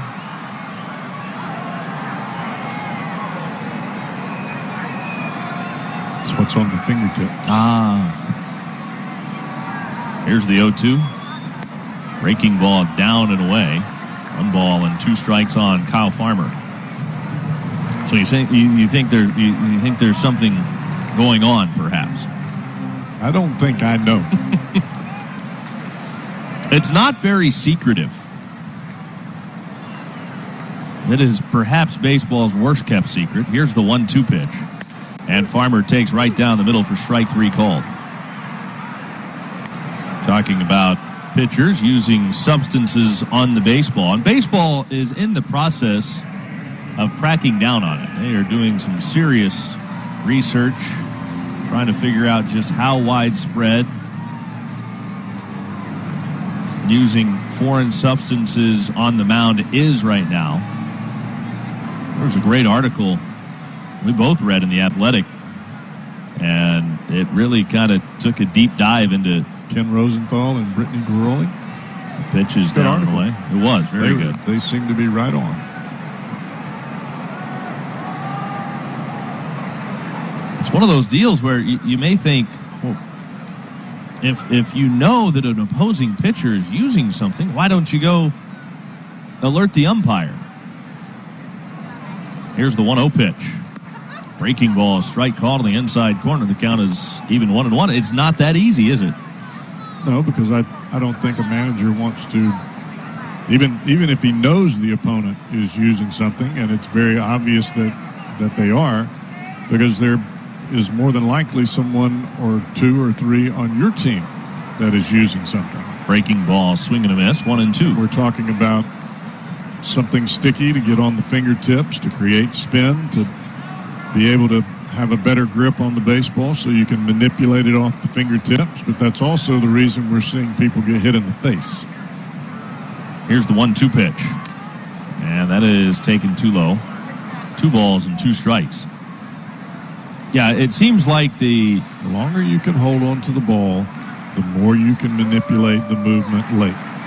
And because of the fact that we have the upper quadrants of the strike zone up closer to the faces and the heads of hitters, those are strikes now. So that movement that you would normally see that would bounce at the plate or that would hit a hitter in the back foot, now it's up around the head. Here's the 2-2 pitch, and it's down and away. Full count on Jonathan India, 3 balls and 2 strikes. But it seems like the company line across baseball as well, if it's going to help the pitcher command the pitch better because he's got a better grip on it, then it's okay. But it almost seems like it's having an adverse effect. Well, that's nothing but hitters protecting their own teammates. 3-2 on Jonathan India. Runner at first base, 2 men are out, 4-1. Reds lead the Brewers, bottom of the fourth. Barnhart taking off on the 3-2 two-out pitch, and India fouls it off the catcher, Omar Narvaez. So we'll try it again. Barnhart will reset it first and then get another sprint in. And I think ultimately, if Major League Baseball wants to have pitchers using a certain substance, or if they're going to allow that to happen, then they need to just decide, okay, this is what you're allowed to use, and then that's it. And go with it. Or make the ball tackier. They do that in Japan. We'll try it again. Here's the 3-2 pitch. Once more. There goes Tucker. And it's ball 4, down and away. It seems like the favorite is pine tar. Is there something else being used? I know you've talked about the bullfrog and rosin, but that almost seems legal to me, because it would be awfully difficult to ban the use of sunscreen, right? Well, the legality of all of that is you can't take the sunscreen rosin mixture and apply it to the baseball. So when you see a pitcher on the mound, as we've seen over the last 7 or 8 years, taking his entire pitching hand and rubbing it on his glove hand wrist back and forth, well, then you know exactly what he's doing. He's not trying to get some sweat or some kind of something wet. That's you go to your mouth for that, not your wrist. Where I have the telltale sign is when a guy is dripping sweat on the mound and he's in his 3rd or 4th inning and he never goes to the rosin bag. I mean, how many pitchers do you see go to the rosin bag now? Hardly ever. Here's the first pitch, and Jeff Hoffman lines one to right. Jackie Bradley Jr. goes back, makes the catch. The inning's over. A couple of walks for the Reds in the 4th. They're both stranded. The first inning on a 3-run blast, and I'm talking big-time blast, by Tyler Naquin, 459 feet to almost the back of the moon deck out in right field. And then Jesse Winker made it 4-1 Reds with his 431-foot home run to straightaway center field. And Adrian Hauser, though he has had some control problems this year, does not give up a ton of home runs. And now he's given up, coming into play today, 5. The pitch is off the outside corner. But he's not given up more than 1 in any start this year until tonight. First pitch, ball 1 to Colton Wong. Wong is 0 for 2, a fly out to center and a ground out to second base, and the 1-0 pitch. Wong takes a strike. Count is even, 1 ball, 1 strike. This is a pretty big acquisition, Colton Wong. Former first-round pick of the Cardinals back in 2011. Gold Glove winner. Here's the 1-1 pitch. And a swing and a miss. He was a late acquisition by the Brewers right before the start of spring training. Got Colton Wong and Jackie Bradley Jr. in the same week.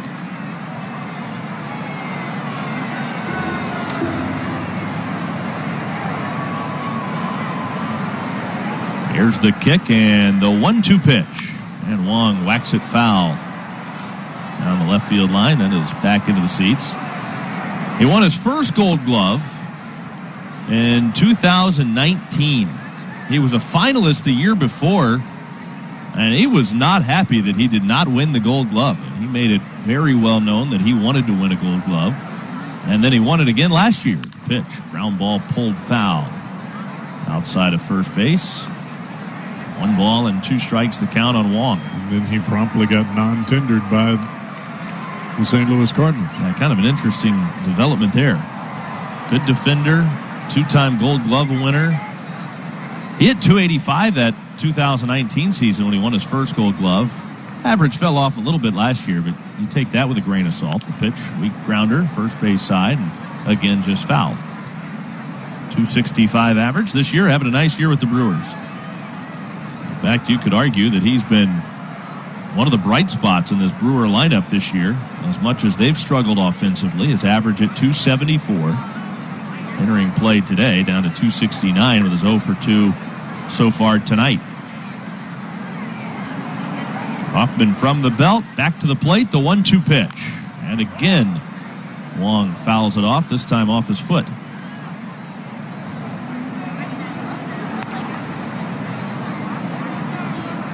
So Wong resting on his bat right now for fouling that one off just above his shoe top, actually, off his shin guard.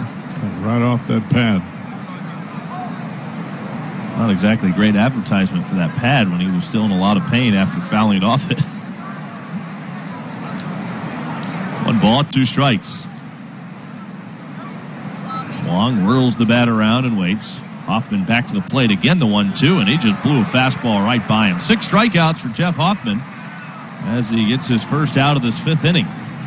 And tell you what, this is a nice bounce back by Jeff Hoffman after he walked in a run following the Reds' 3-run home run in the 2nd inning.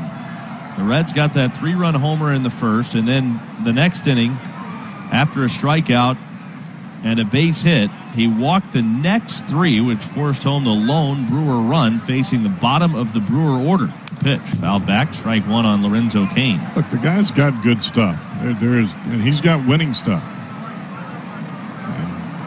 I don't know if it was the Colorado effect, but we've only seen him very limited amount of time to where he has really gone after hitters. I mean, he just tries to pitch an inch off the plate or an inch in. Here's the 0-1, and it's off the outside corner. 1 ball, 1 strike. Yeah, it's almost as though he doesn't pitch to his stuff. When you hear the talk afterwards, it's like, well, I'm using a new breaking ball. I'm trying to that's all fine and good, but you got to throw it over the plate. 1-1. Fastball misses off the inside corner. It's 2-1. This is the deepest he's gone in a start since April 22nd when he pitched against Arizona here at Great American Ballpark. In a game that finished 14-11 in 10 innings. Breaking ball down and away. 3-1. Hoffman went 5 innings in that game, gave up just 2 runs, only 1 was earned. But then that game really fell apart later.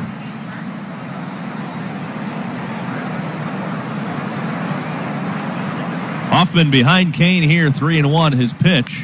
And Cain skies one in the air, pretty well hit, right field, going back, Castellanos to the edge of the warning track. He'll make the catch, and that's out number 2.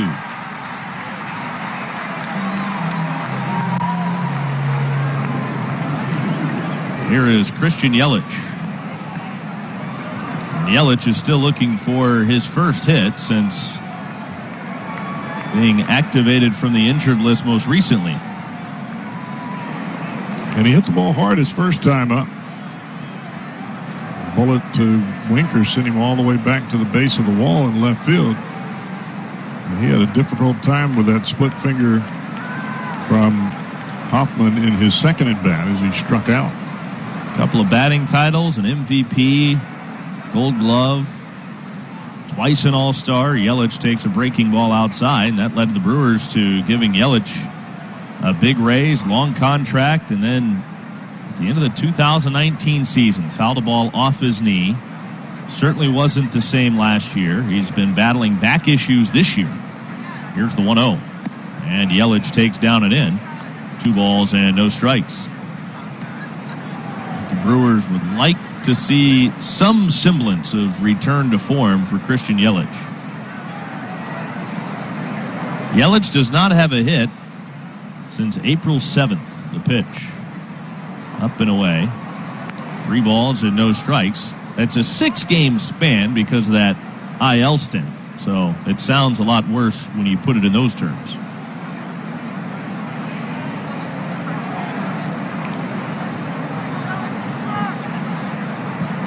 Here's the 3-0. Strike call to the outside corner.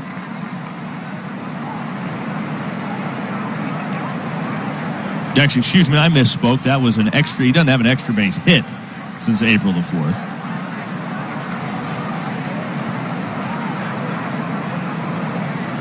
Three and 1 on Yelich. The pitch, fouled back. He actually had a 2-for-4 game in Philadelphia on May 3rd, right before he went on the injured list. So since his return, he's looking for his first hit. But he's 0 for 8 since that return. with his 0 for 2 today. Full count here, nobody on, 2 men are out. Hoffman from the belt and back to the plate with a payoff pitch. And Yelich again fouls it back. I thought you talked about it that first time up. The way he looked in batting practice certainly has to be an encouraging sign for the Brewers because, I mean, he was killing it. Granted, batting practice is batting practice, but for a guy like Yelich, just to see that power, we didn't really see that last year, even in batting practice. Right. But at this point, I think David Bell's got to be a little more concerned about the pitch count for his right-hander Hoffman. 98, 99 is a fastball up and out of the zone. Yelich at American Ballpark. So the Reds will send up the top of the order. Jesse Winker, Nick Castellanos, and Tyler Stevenson here in the bottom of the fifth, which is always brought to you by Boone County Distilling Company. Schedule a tour and a tasting to see their grain-to-glass operation and experience why Boone County bourbon is made by ghosts at madebyghosts.com. First pitch up and away for ball one to Winker, and he launches another one deep right center. Goodbye. Jesse Winker drives it out of here for his second home run tonight. 5-1 Reds. Tommy, that was a laser shot. Right on the screws. Dude can hit.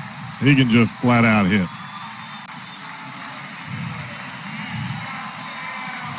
His last at bat, it was a little bit more of a majestic swing. That one just a rocket line drive into the second row.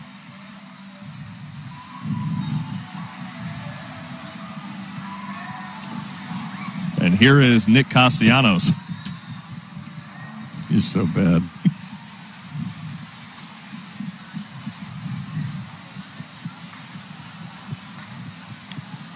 Castellanos takes outside, ball one.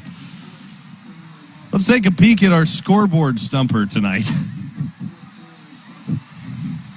Second multi-home run game of the year for Jesse Winker, the 1-0.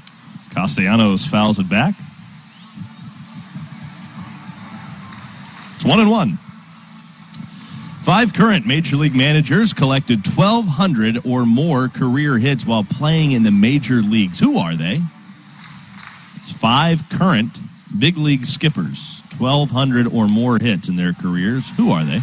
Ground ball back up the middle. That's into center field for a base hit. Well, Castellanos figures he better catch up because Winker is 3 for 3 tonight.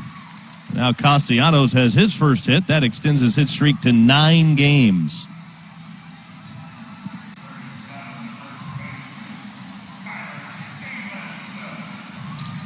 Joe Girardi. Not on this list. That actually surprises me. You know what? You should probably protest that. He had to have 1,200 or more hits. He's an active manager. That is correct. Joe Girardi definitely has 1,200 or more hits. Is there a flaw in the question? We're about to find out before I even guess again. I'm just going up protest. Nope, he does not.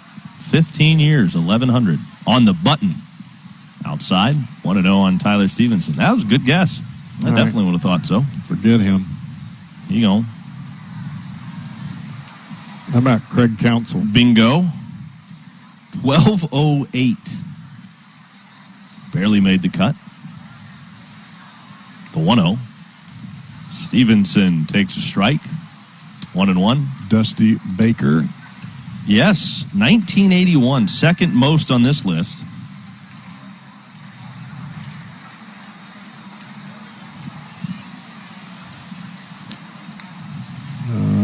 The 1-1 pitch, breaking ball down and away. 2-1 on Tyler Stevenson. A walk and a strikeout looking. What about David? David Bell? That is. David Bell, 1,239. So you got both managers in this game. The 2-1 pitch. Down and away. How many more I need? You need 2. 5, you got 3. What about Davey Martinez? Yes. 1,599. Now my National choice skipper. is between Boone or Matheny. Neither one of them. They're not on there. No. All right. Here's the 3-1 pitch, and Stevenson takes ball 4, too low. First 3 Reds have reached here in the 5th inning. A home run, a single, and now a walk, and that brings up Tyler Naquin to face a new pitcher, Craig Counsell. Mattingly. Quickly out of the Brewer dugout. That will signal the end for Perdomo coming on for the 12th time.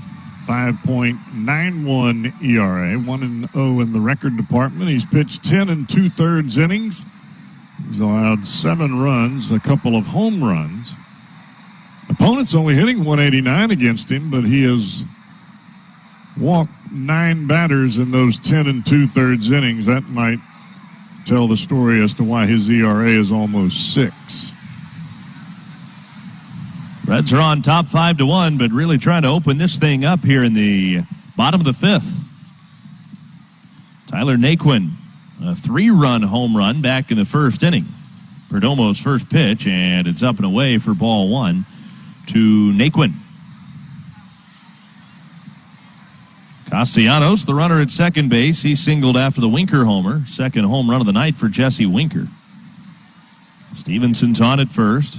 Perdomo a high hold, the 1-0 pitch, and a swing and a foul tip at the plate. 1 ball, 1 strike. Well, the ball clubs come out tonight with a little more gusto.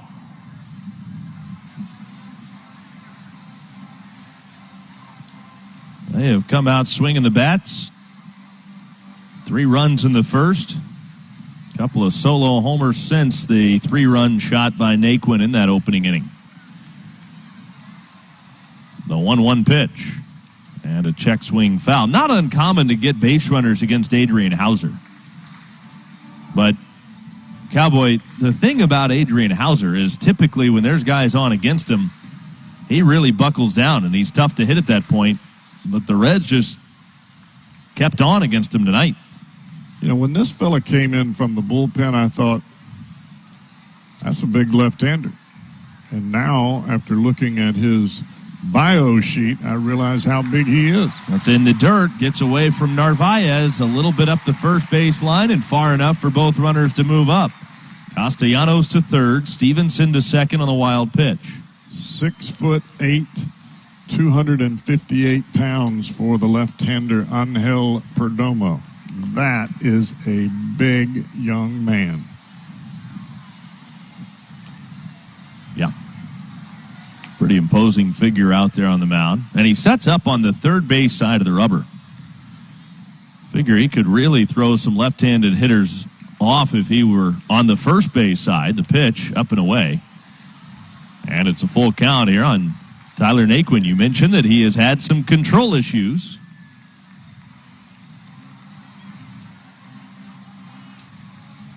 And he has ended up with a full count here. Angel Perdomo,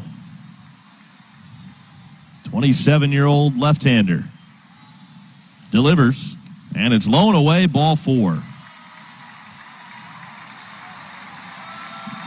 So the Reds have loaded him up, and now here is Eugenio Suarez.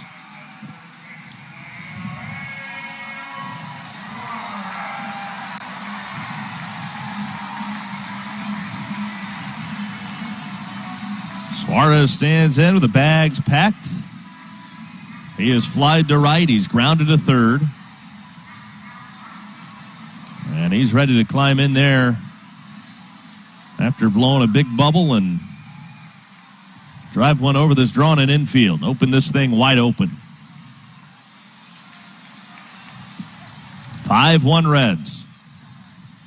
The left-hander Perdomo to the plate. And Suarez takes up and in. 1 ball, no strikes.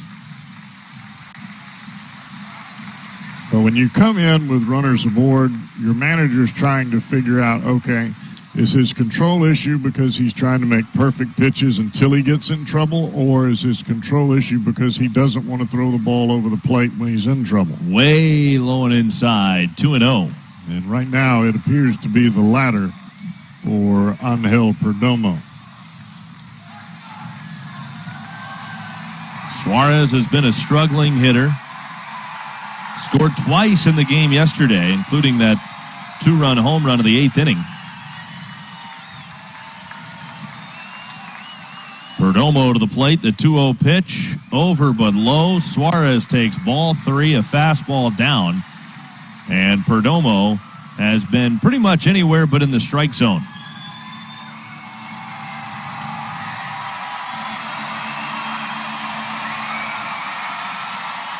Perdomo on the verge of returning the walked-in run the Reds gave the Brewers earlier. The 3-0 pitch. Suarez swings and pops it a mile high over by first base. Vogelbach is under it. Infield fly rule applied. Catch is made. Out number 1.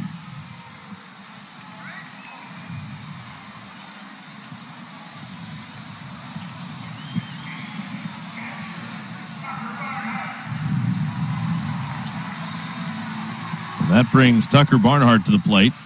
Bases still loaded. Barnhart a walk in the 4th. Ground out to the second baseman his first at bat. I'm not sure why you swing there. I mean, this guy's all over the place. It's not as though you're seeing the ball that great, and yet you swing 3-0. Here's the pitch. And Barnhart takes a strike over the outside corner. It's 0-1. If you've got Castellanos or Winker standing at the plate the way they're hitting the baseball, they can hit 10-0. I don't care. They're hitting the ball. But Suarez probably should have let that one go on by and live for another. The 0-1. And Barnhart swings, drives one deep right. Bradley back on the warning track. He will make the catch. The 2 lead runners will tag, including Castellanos home from third. A sac fly for Barnhart. And it's now 6-1 Reds, and he just missed that. It's a great at bat by Barnhart, especially the lefty-on-lefty matchup, because that's not normally something that you see Barnhart in that situation. And he stayed right on it and almost drove it out of here for a grand slam. Stevenson now at third. Naquin stays put at first, so the Reds still have him at the corners. Now 2 outs, and the batter is Kyle Farmer. You know, to me, that swing by Barnhart is as much a testament of his new approach and his ability to stay on the ball as anything else.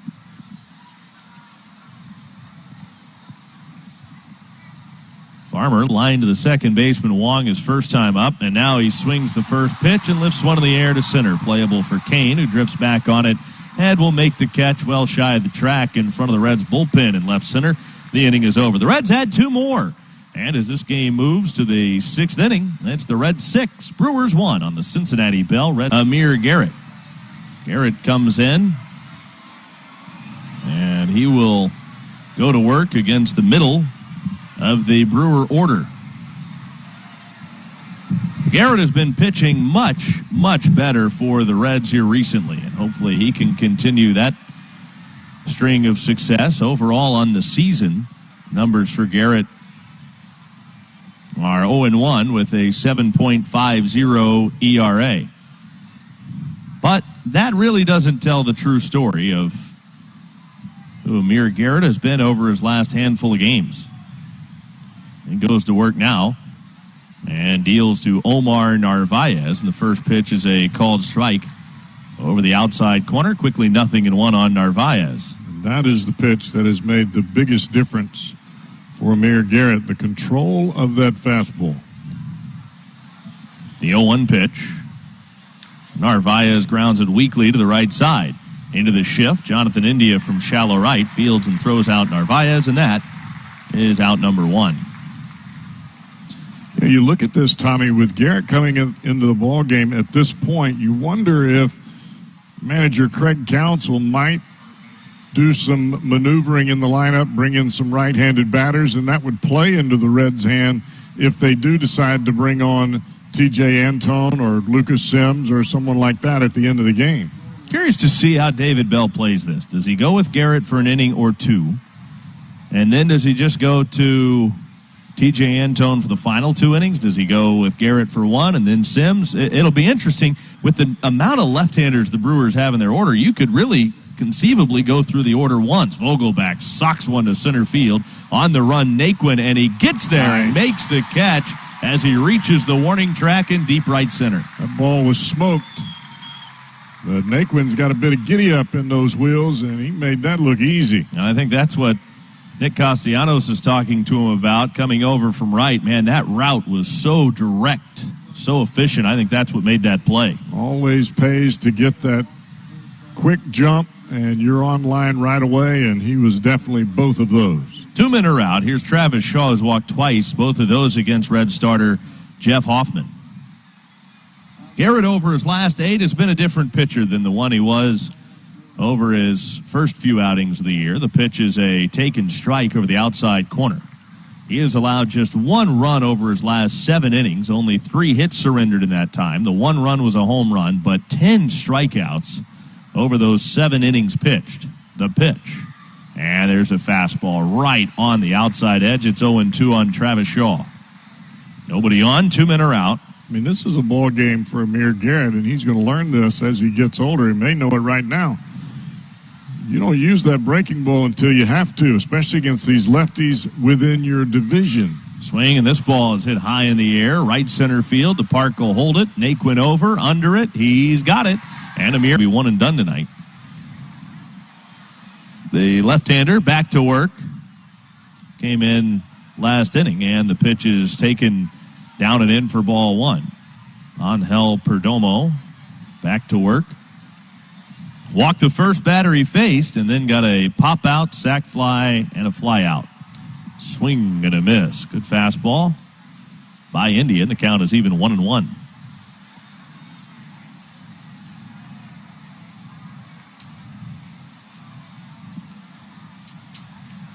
Left-hander with a high hold. Here's the pitch, and India pops it foul off the right side. 1 ball and 2 strikes. Talking about how David Bell would use his bullpen today. Well, would we see Lucas Sims ahead of TJ Antone? Would Garrett go 2? Well, Lucas Sims is up and throwing now in the Reds bullpen, so that question has been answered. There's the 1-2 pitch. Breaking ball, misses low. Well, I think you have to see Antone tonight because he's had 4 days off. The last time he pitched was in Colorado. He didn't pitch not a dime's worth in that Giants series. Here's the 2-2. And this is fouled back by India. Right into Joe Zerhusen's booth down the hall. Now, I know Joe Z did not Do we need to call catch 911? that. No, he looks to be moving around okay. Jamie Ramsey checking to see if there's any sticky substances on the baseball. Here's the 2-2. And India takes just off the outside. Nope. Strike 3 called. Got him looking. And down on strikes, Jonathan India. 1 gone here in the 6th. And now we will see Scott Heineman for the first time. Fans, it's time for you to be heard, where you get to ask the booth. Just simply tweet at Reds Radio Booth. Ask us whatever questions you would like.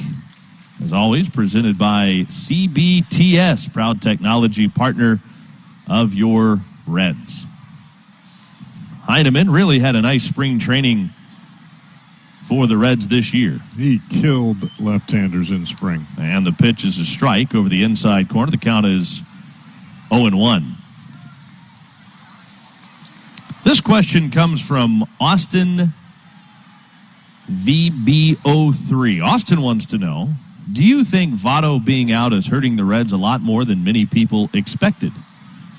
Pitch down and in. 1 ball, 1 strike on Heineman. Yeah, I would say anytime you lose a guy that's a former MVP, that as good a hitter as Votto is, he's your everyday first baseman. Yeah, that's definitely going to hurt you. I mean, this guy hits 3rd in the lineup every day. Here's the 1-1 pitch to Heineman. And it's down and away. 2 balls and a strike. I mean, do you still get the sense that Votto affects the way other guys are pitched around him still? I don't think there's any doubt about it. I think as long as he wears Votto on the name and on the back of his jersey when he steps into the box, it changes the way pitchers pitch to the entire part of the lineup. Here's the 2-1. And Heineman loops one on one hop to the second baseman Wong, who charges in, fields and throws. Heineman is out number 2 here in this 6th inning. I think when you have two veteran left-handed hitters that can provide dangerous swings, Votto being one of them, Moustakas the other. When they're out of your lineup, you can relax against other hitters. You don't have to worry so much. I mean, the Reds and Senzel would be another one. When you're missing three of your regular guys, that makes your lineup much deeper. Winker came in third in the National League in hitting at .338. He is 3 for 3 tonight, and he bats now with his average sitting at .352. The pitch is up and in for ball one. He has 2 home runs. He also singled back in the first inning and scored on Tyler Naquin's home run. Big night tonight for Jesse Winker. Reds are up 6-1, batting in the bottom of the 6th. Nobody on, 2 men are out. Winker backs out of the box quickly here, asking for time, 1-0. He's back in there again now. Perdomo has the sign, the left-hander to the plate. And that's up and in, and it spins Winker out of the way. That'll draw a reaction from the folks here. Well, that's 2 breaking balls that Perdomo just did not finish.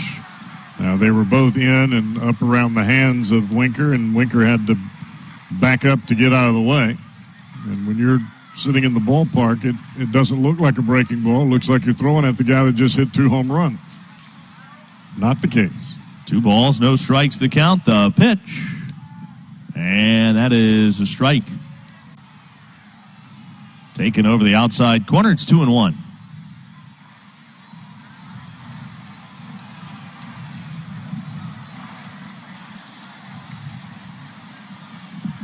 Perdomo through the signs now sets the 2-1 pitch, and Winker takes way too high. And it's 3-1. Castellanos waiting on deck. Reds have scored 6 runs on 5 hits tonight. The Brewers a run on 2 hits. Winker waves the bat waiting. Here's the stretch, and the left-hander's 3-1 pitch is down and away, ball 4. Winker is on for the 4th time tonight, and he's on ahead of Nick Castellanos.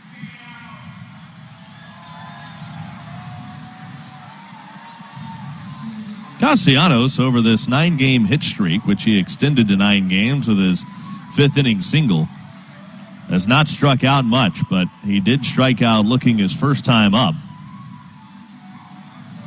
Rounded out to the second baseman in his second at bat before the base hit his last time up. .360 hitter against left-handed pitching. Yeah, it seems like he's hitting regardless of who's throwing, regardless of the situation. Doesn't matter. He's just hitting.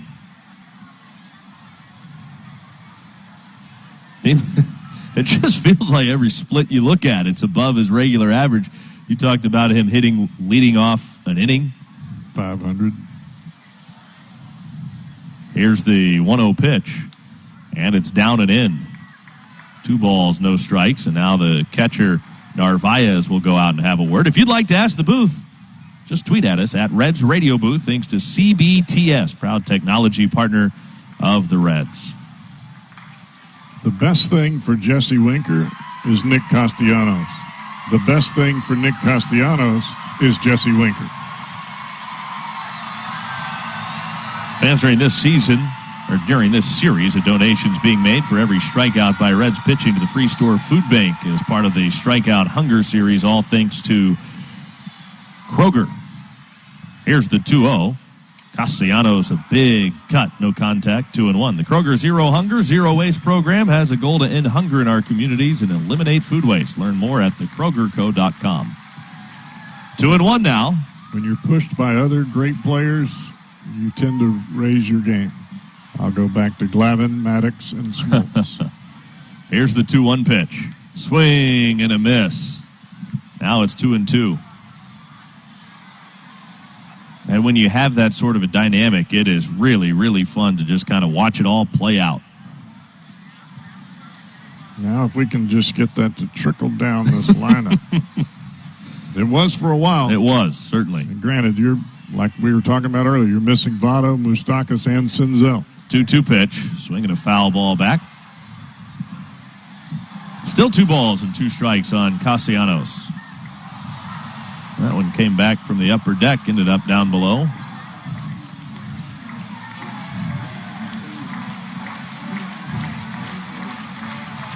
Josh Lindblom's up and throwing in the Brewer bullpen behind the left-hander Perdomo. The 2-2 pitch in the dirt inside. It's a full count. So Winker will get a head start from first. He's there with 2 outs. Full count on Castellanos. Center fielder Lorenzo Cain offset center to right a little bit. Now Yelich will move off his position in straightaway left, a few strides towards center. Infield straight up against Castellanos. The left-hander Perdomo comes set, and time called.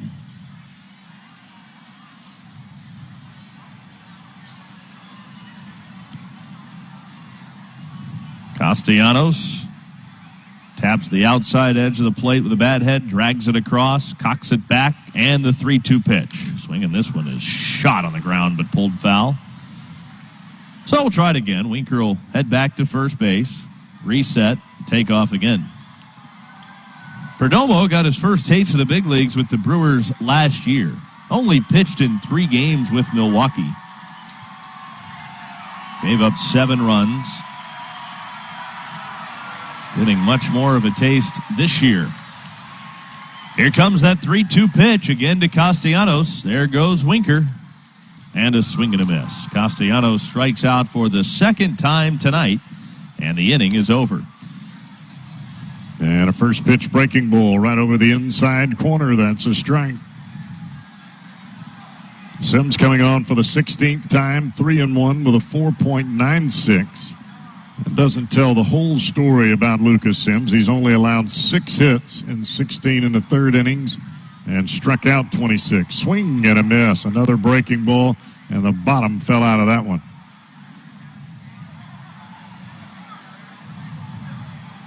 There were times last year, a lot of times, where Sims came in, there was no hitting that hook. And he is getting closer and closer to that type of consistency. Fastball runs up and away, a 95-mile-an-hour heater from Sims. 1 ball, 2 strike count now to the left-handed hitting Jackie Bradley Jr. Luis Arias on deck. Fouled straight back, another fastball, this time right at the top of the zone. Bradley underneath it, but he was on time.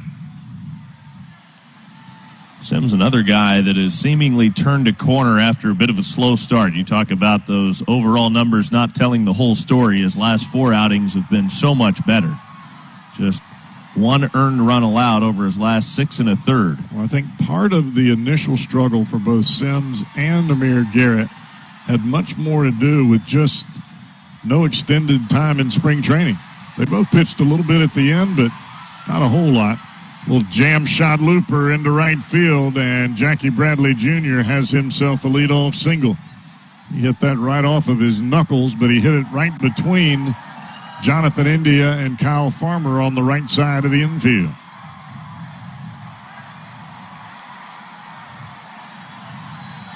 Garrett came on a 3-up, 3-down 6th inning. And Sims will now have to go to work with a runner aboard in Bradley Jr.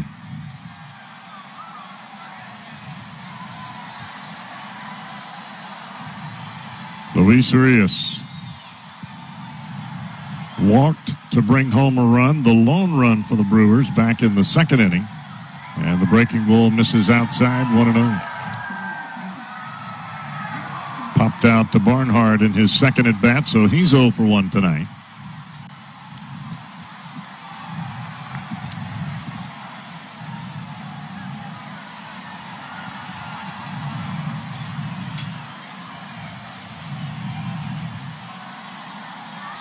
Sims, the pause at the belt, the kick, the pitch. Fastball misses up above the strike zone, 2-0. And now Tucker Barnhart's coming to the hill. mean, this is a point in time for a catcher where you tell the guy on the mound, look, dude, your stuff is nasty. Throw it over the plate.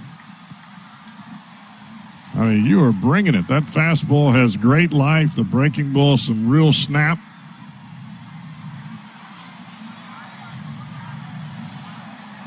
You get ahead, then you go out of the strike zone. You don't go out of the strike zone to get ahead.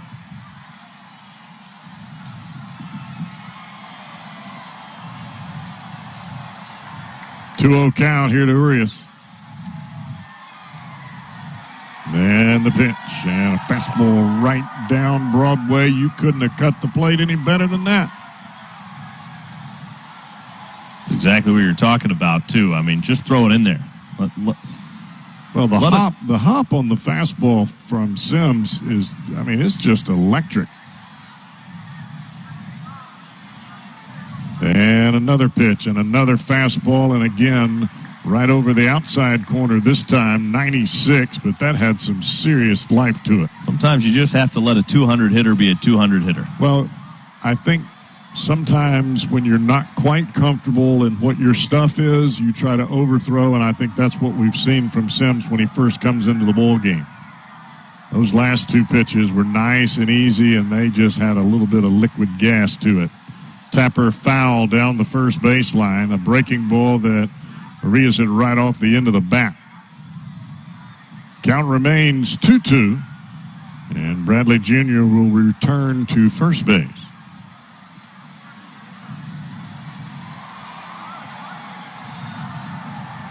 Reds have Farmer at shortstop at double play depth. On the grass up the middle is India. And quite a bit of space between India and Tyler Stevenson on that right side of the infield. The pitch. Breaking ball ripped down the left field line. That's going all the way to the wall. Bradley Jr. is on his horse, and he will head to third base. He will be there safely. On to second is Urias with a double.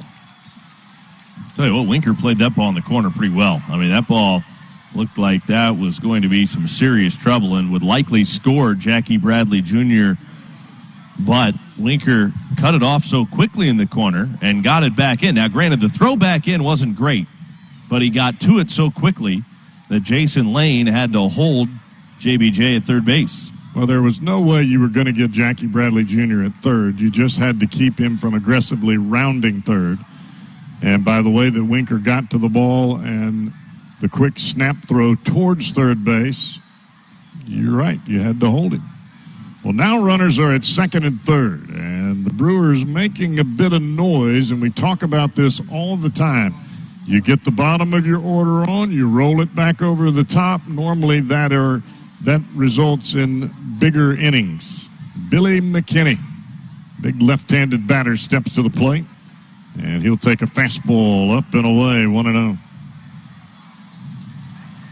McKinney was a big prospect for, I believe it was the Oakland Athletics. Texas kid.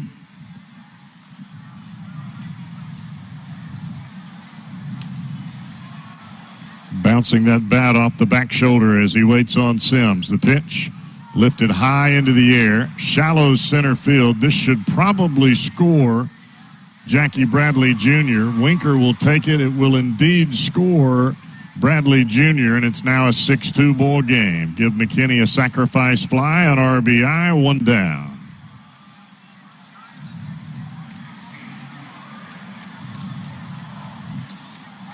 Urias stays at second base.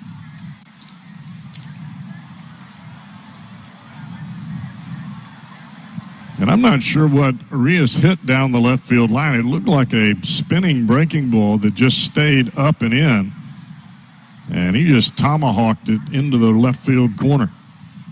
Now we go back to the top of the Brewer order. Here's Colton Wong, the former Cardinal. He's 0 for 3. And a fastball up and away, 1-0.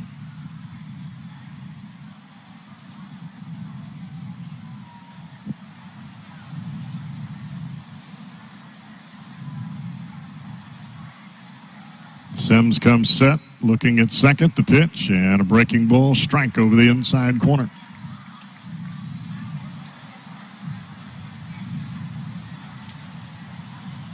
Just seems as though for Sims that the command is getting better the more times he has been to the mound. It's still not the Lucas Sims that we're normally used to seeing. Breaking ball called a strike right at the top of the zone, and it's a 1-ball, 2-strike count here to Colton Wong.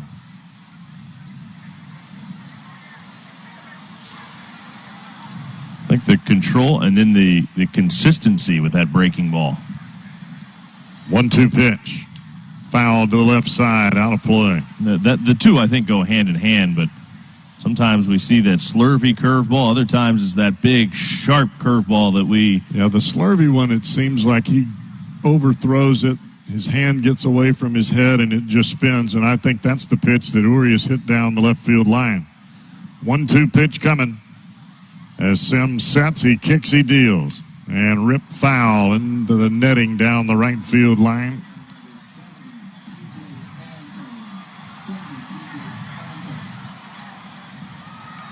Right-hander T.J. Antone begins to throw in the Reds bullpen.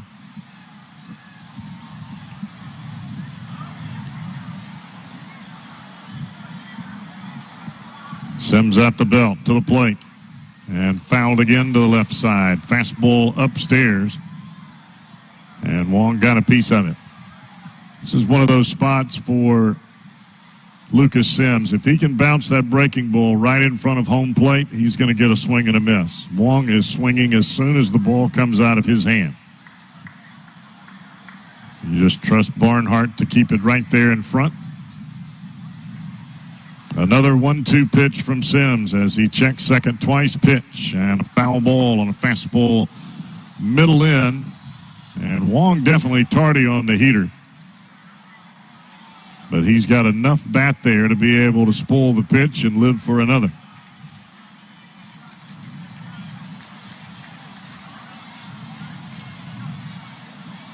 Yeah, this is not really a point where you want that breaking ball to be a strike. You want it to start in the zone and bounce right on top of home plate.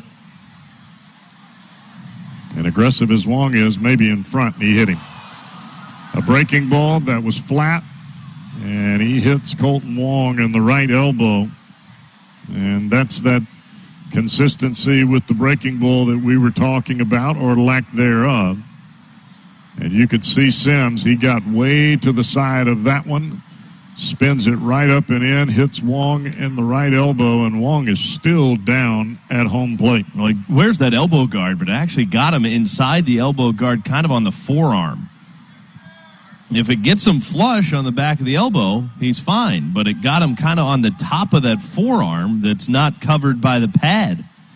Yeah, and you've got that nerve running down the top side of your forearm. His hand is probably numb right now. That hand is probably tingling a bit. Very similar to when you get hit in the knee or the outside of the knee, your foot goes numb. Yeah, that's right on the outside of that forearm, just below the elbow, that radial nerve. I bet his pinky and his ring finger are some kind of twitching right now. And that's exactly what the Brewers trainer and manager Craig Counsell out. They're rubbing up there on the elbow, but they're also trying to get him to squeeze his hand and see if he can get some feeling back into that hand. Anytime you get a nerve compression like that from the baseball, it takes about a minute, 2 minutes for the feeling to kind of come back, and then you're all right. If you've ever laid down on the floor and watched TV with your hand on your head and kind of leaning on your elbow, and you've done it for more than 5 or 10 minutes, you get up and your entire hand is numb. It feels like it's not even there, and it's once that feeling starts to come back, it begins to tingle. Multiply that times 10, and that's probably what Colton Wong is feeling right now. Well, he just had to have the trainer, Steve Behringer, pull his opposite batting glove off because he can't even pull on it with his right hand, right arm. That's what got him hit, but he's going to stay in this game. Can't pull his batting glove off, but he'll stay in there. He is in some kind of pain. Well, I'm sure that the player that Craig Counsell was back in his day, he probably looked at him and said, "Are your legs all right?" All right, we'll worry about that arm when you get back in the dugout. Right now, we need that speed from first base. Runners at first and second now. Yeah, this has turned into a slightly hairy situation for the Reds at this point. And here's Lorenzo Cain. And don't count out this big fella. He is a veteran. He may not be swinging it well right now, but he knows what he's doing. Breaking ball off the outside corner. Cain with a big nod of the head as if to say, yeah, I got that. 1 ball, no strike count. And Sims has got his work cut out for him. He comes set looking at second, the pitch. Fastball, and that is a rip into left field over the head of Winker. It's going to the wall. And rounding third is Urias, and they will hold Wong at third base. And folks, the Brewers are coming back quick here in the 7th. It's now a 6-3 ball game, and runners at second and third and only 1 out. And that is why T.J. Antone was loosening in a hurry, and David Bell has seen enough. He is heading out to the mound. Sims will be relieved of his duties, and T.J. Antone will come on with the expectation to finish this ball game. We will see what happens when we come back. 6-3, Reds holding on right now on the Cincinnati Bell Reds Radio Network. Rotation for situations just like this. Antone coming on for the 14th time, a 1-0 record with a 2.08 ERA. He's allowed 8 hits in 21 2/3 innings, and he has struck out 29 batters during that time. Runners at second and third base. Reds leading by 3. And an awfully dangerous hitter, maybe by name right now, but Lorenzo Cain just stepped to the plate hitting at 208 and hit one all the way to the wall in left field. Great players do great things in clutch times, and Antone trying to make sure that does not happen with Yelich at the plate.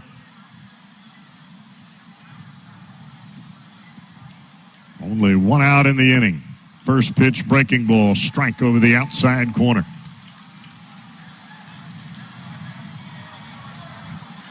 Getting ahead in the count, absolutely critical, and that's where Lucas Sims had a bit of downfall here tonight. He just could not get ahead. Strike 2, very high call on the breaking ball. Yelich does not like it at all, but he's down in the count, no balls and 2 strikes. Cain at second, Wong at third. So any kind of hit, both of those guys can score because they have excellent speed. The pitch, foul to the left side, 100-mile-an-hour heater right at the top of the strike zone, right over the outside corner, and I would bet that Antone's adrenaline is rocking right now. His first fastball of the night had maximum heat to it. Count stays at 0-2. Antone, quite the grimace as he looks to the plate. The pitch on the ground. Suarez has it. No play at the plate. He will throw out Yelich. 2 down, but the run will score, and it's now a 6-4 ball game as the Brewers have pulled to within 2 here in the 7th.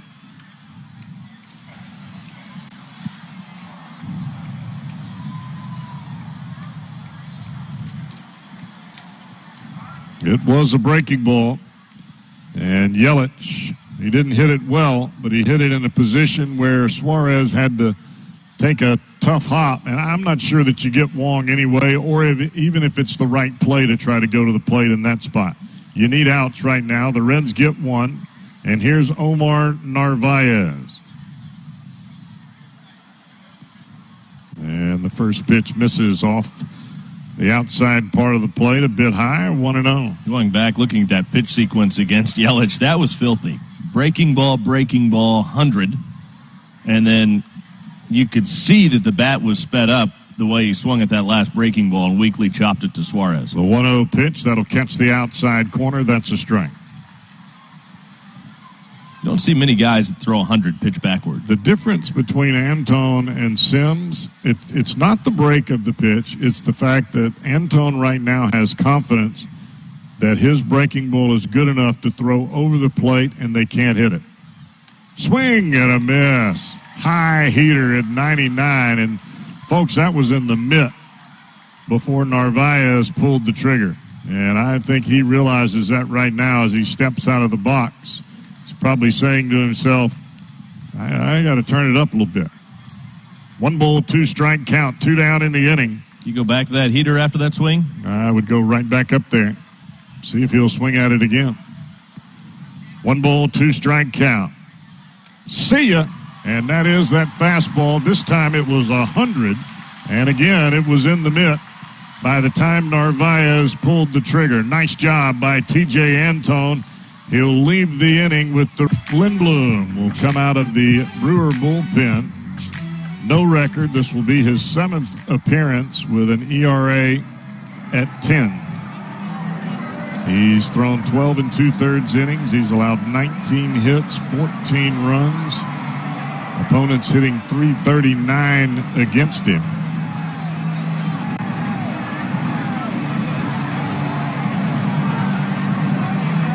And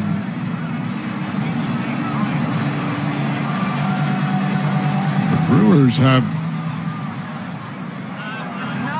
brought in Robertson. I'm trying to figure out where he's playing. I believe he's playing second base as Urias has moved to shortstop. Bullet off the bat of Stevenson, and oh, what an unbelievable catch by Lorenzo Cain. Oh my gosh, how did he catch that ball?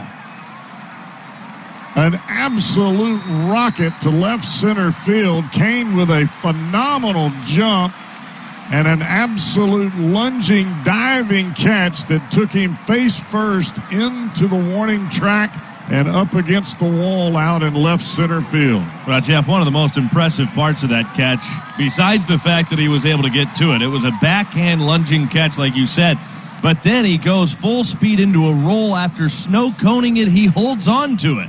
I mean, he cradled it like a baby as he went into a roll up against the fence. Just an all-around sensational play by Lorenzo Cain. Well, that is 2 times now that Lorenzo Cain has come up rather large in quite the clutch situations, but that is also what Cain has been known for throughout his career. Big double in the top of the inning, and he comes up phenomenally well on an outstanding defensive play to rob Tyler Stevenson of extra bases. 1 down. First pitch to Tyler Naquin, misses off the plate away.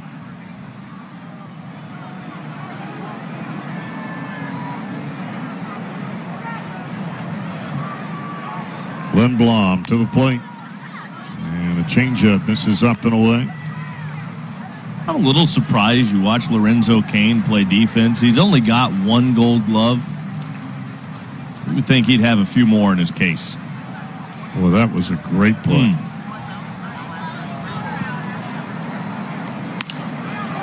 One hopper at second. Fielded by Robertson. The throw in time. 2 down. Well, I think when you watch Lorenzo Cain, he's not one of those style masters that times his dives. He doesn't go back to the wall and try to make some kind of trick out there. The guy just makes all the plays. I mean, that was a play where he could have just laid out for the dive. He caught the ball standing up, and because he did, he had to go into some kind of somersault into the wall out there at the Cincinnati Children's sign out in left center field. I almost think it was a harder catch because he stayed on his feet. He just makes the plays. He is a very, very smart player and a clutch player at that. Swing and a miss by Suarez on a 74-mile-an-hour hook from Josh Lindblom.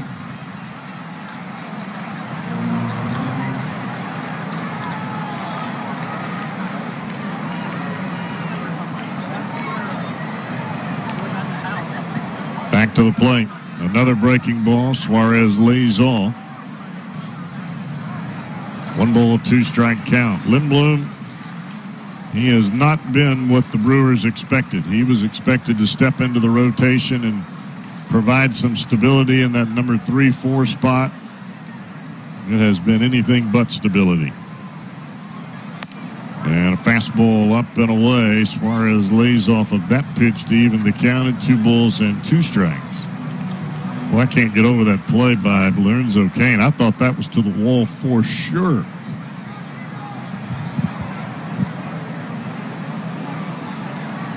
Lindblom turns it loose. Hammered high, deep, long, and foul. That ball was hit so hard it hit the facade up in the second deck and caromed all the way back to Christian Yelich in left field. That was absolutely tattooed. But just a long, loud strike.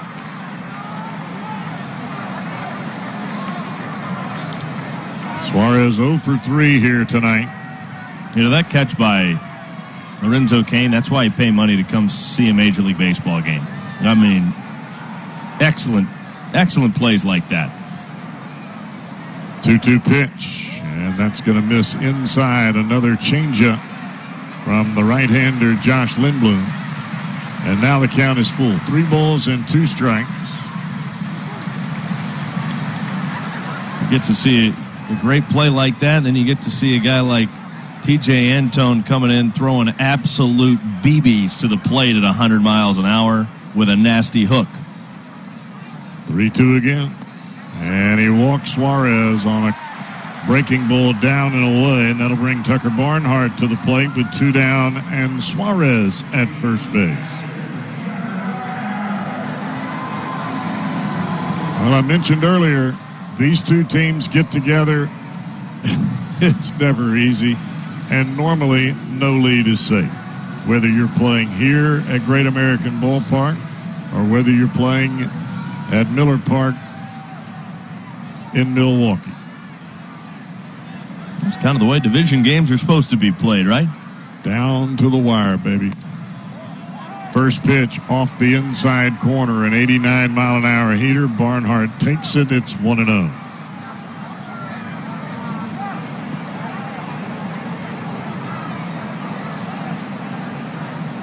And after the 1-0 pitch,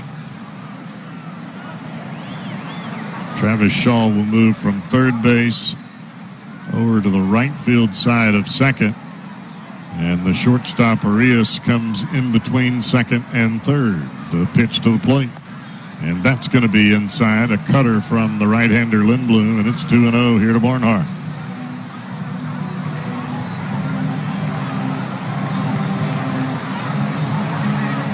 Barnhart 0 for 1 tonight. It was a ground ball to second. He has walked. He's also driven in a run with a long sacrifice fly to the wall in right field. 2-0 pitch to the big fella. And he'll take that one right at the top of the zone, right over the outside corner. That's not a pitch you want to swing at.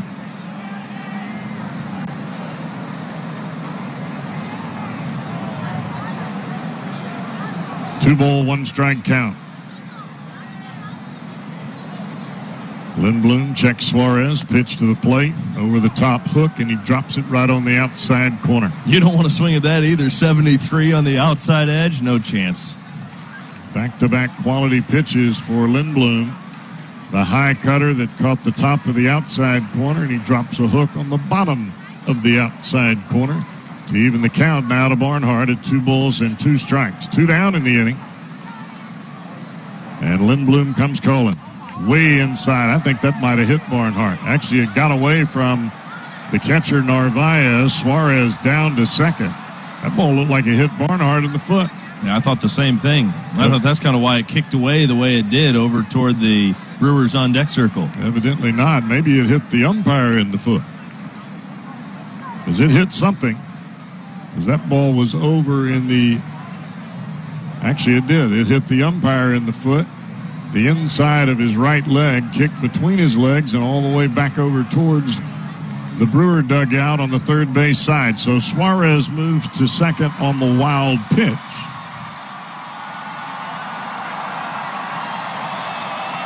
And Barnhart will ready for a 3-2 delivery from Josh Lindblom.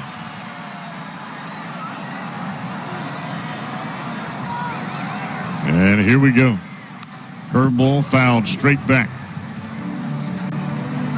That curveball, another one of those slow hooks on the outside edge. I don't think Barnhart wanted anything to do with it, so just foul it off, stay alive. Well, he's starting that pitch well above the zone and outside the zone and trying to drop it right on the edge of the outside corner. He's already done it once in this at-bat, so Barnhart has to respect it and has to try to foul that pitch off or at least spoil it for one other.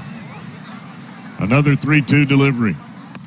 And a fastball misses well off the inside corner. Back-to-back walks with 2 outs from right-hander Josh Lindblom coming out of the bullpen. Runners now at first and second for Kyle Farmer. Farmer is lined to second, struck out looking, and flied out to center field. And now we'll have a bit of a meeting on the mound as pitching coach Chris Hook will head out to the hill.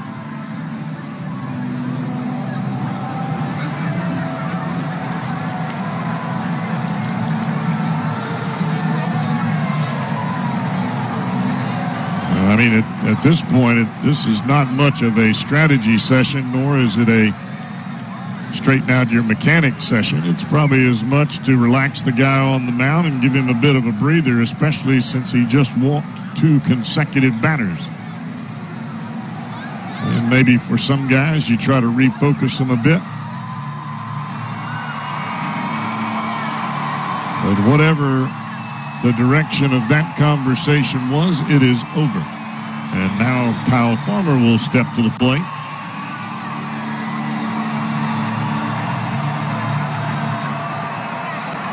Farmer with a 2-out hit here could answer some of those runs that the Brewers scored in the top of the inning.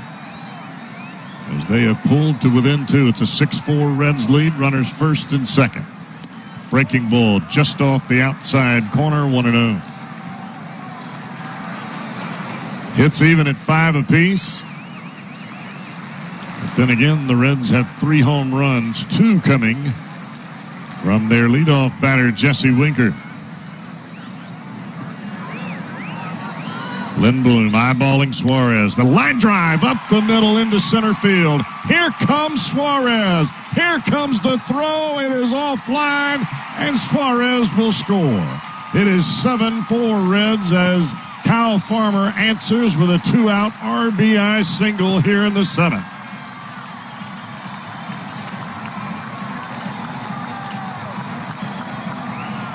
Farmer stayed right on that fastball and delivered a bullet right back up the box. Kane got to the ball quickly, but his throw really tailed off as it got towards the infield. It was up the third baseline, and there was no chance for a play on Suarez. And now Jonathan India will try to do the same.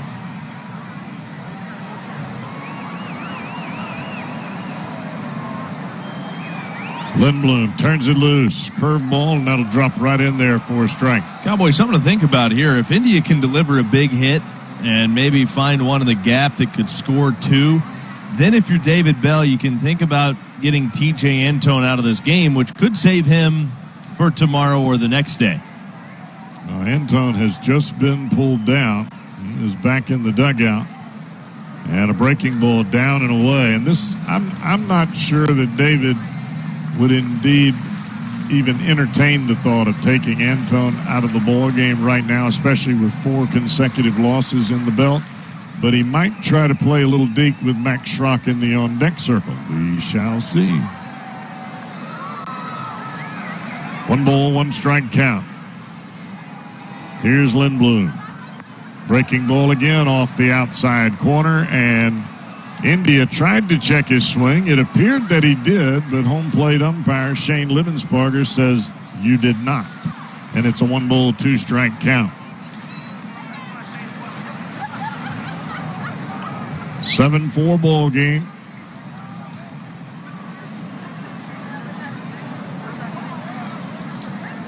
And these last few innings of the Brewers-Reds ball games are always quite interesting. The pitch. Well outside. A nice pick by the catcher Narvaez. Not a pitch that he had any chance to block. He had to turn into a shortstop right there and backhand it because it was on the other side of the left-handed hitter's batter's box. 2-2 count now to India.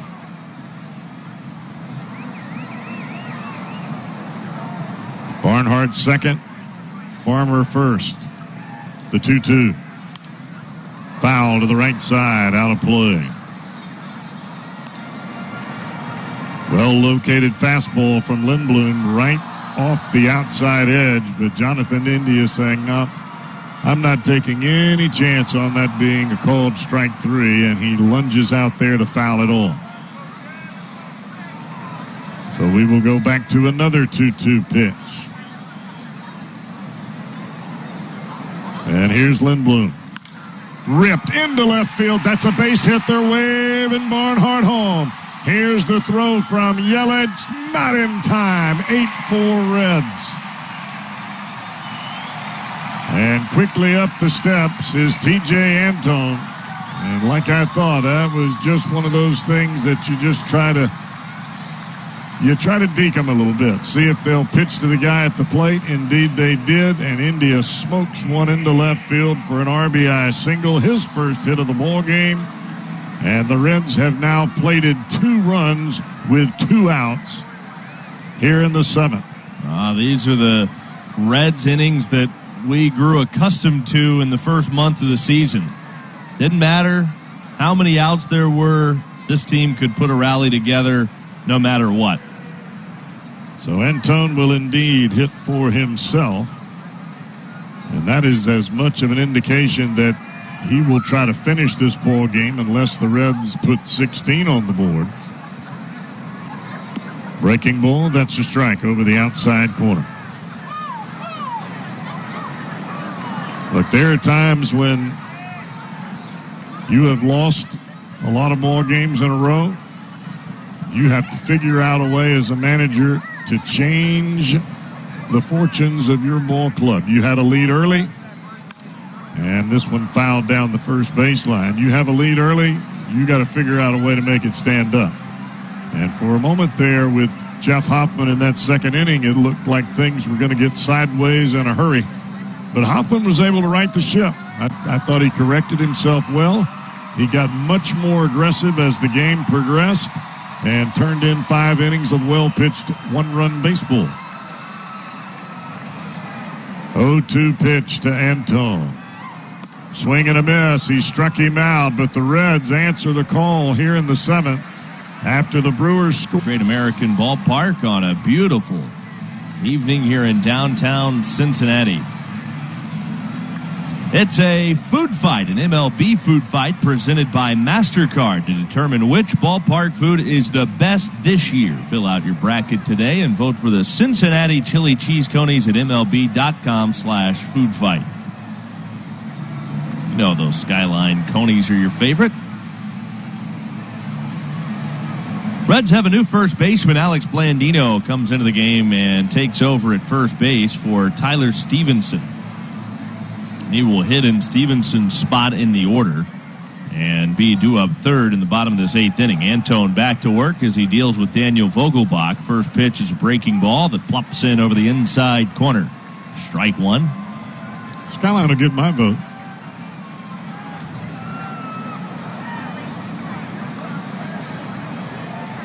The 0-1. Breaking ball down too low. 1 ball and 1 strike. There is no mystery there about your love of Skyline. 1-1 pitch. Fastball in there. That was probably the first thing I ever knew about you, is how much you love Skyline chili. And that is not an exaggeration. Not much around here in Cincinnati that I don't like. That is a good point. 1 ball, 2 strikes. Antone delivers, and it's low. Remember that first trip I made in here, sitting in with you guys years ago. I mean, many years ago. This was like 2013. Hey, where should I go eat without missing a beat? Go to Skyline. Here's the 2-2 pitch to Daniel Vogelbach, and it's down and in. Well, I gave you 2 spots. You did. You said there and Montgomery Inn. And I learned very early on, you know what you're talking about when it comes to eating good. Full count here on Vogelbach. Right-hander Antone to the plate. Breaking ball, strike 3 called right over the outside corner. Nasty hook. Locks up Vogelbach, and that is out number 1 of the 8th. Boy, that is some supreme confidence in your ability to throw your breaking ball for a strike. You've got a 4-run lead. Vogelbach, no doubt, he is looking for a fastball, especially after he saw one at 98. And Antone drops that hammer right on the outside corner. Now the first pitch to Travis Shaw is grounded off his foot, foul up the first base line, and the count is 0-1. Shaw walked his first 2 times up tonight, then he flew out to center field in the 6th. You know, with Antone throwing as many first pitch breaking balls, 4 strikes, I might add, here early in the season, as he moves along in the year, he's going to be able to just take that 98 mile an hour heater and split the plate with it to get ahead in the count. Here comes the 0-1. Fouled back, 0-2.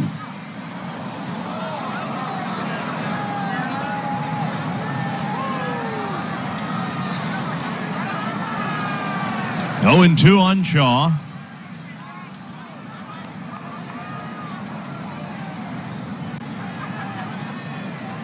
Antone, a long look in, and he turns it loose. Breaking ball is whacked in the air. Left field, going back over his left shoulder. Winker to make the catch, and that's out number 2 in the 8th. The Reds Hall of Fame and Museum presented by Dinsmore's, open daily thanks to the HCS Foundation. Kids 12 and younger get free admission. For details, visit redsmuseum.org. 2 men are out in the 8th inning, and that'll bring up Jackie Bradley Jr. You know, you see some of the swings against Antone, even when hitters know a breaking ball is coming, it's not as though they can be aggressive and try to drive that pitch. It's more of a protected swing so you don't strike out. First ball swinging. JBJ grounds one to India, feeds it to Antone, covering it first for the out. The inning is over. Antone works a 1, stands in, leading off this Reds 8th. He has been on base 4 times. He's scored thrice, and he has a pair of homers. Here's the first pitch to him in this at bat, and he swings and hammers it. Deep right center field. That's way back. Gone. 3 home runs for Jesse Winker.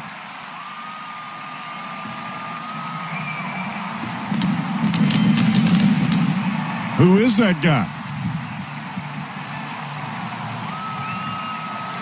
I think Jesse's on a mission. He dropped out of the first spot in the batting title here in the National League. He said, hey, I'm back.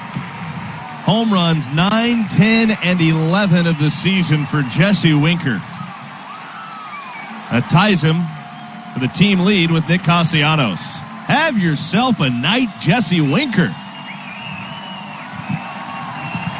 And the fans want more. Here he comes, the curtain call. Raises his hands to the crowd out of that home plate opening of the dugout. What a night for Jesse Winker. And here's Nick Castellanos. It's 9-4 Reds. The pitch. Breaking ball down and away.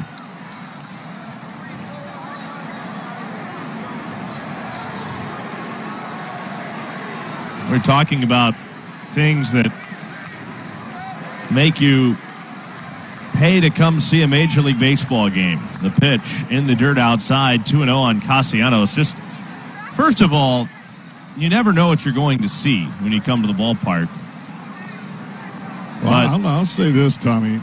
It has been a long, long, long time since we heard chants of MVP for anybody in a Reds uniform. And now Castellanos backs out of the box as some home run fireworks go off. Why not? And we are hearing MVP. We heard him after the second home run, and we heard a boatload of them after number 3. 2 balls, no strikes on Castellanos. I mean, just an incredible night for Jesse Winker. That'll be a memorable evening. Here's the 2-0 pitch, and Castellanos takes a breaking ball for a strike. It's 2-1.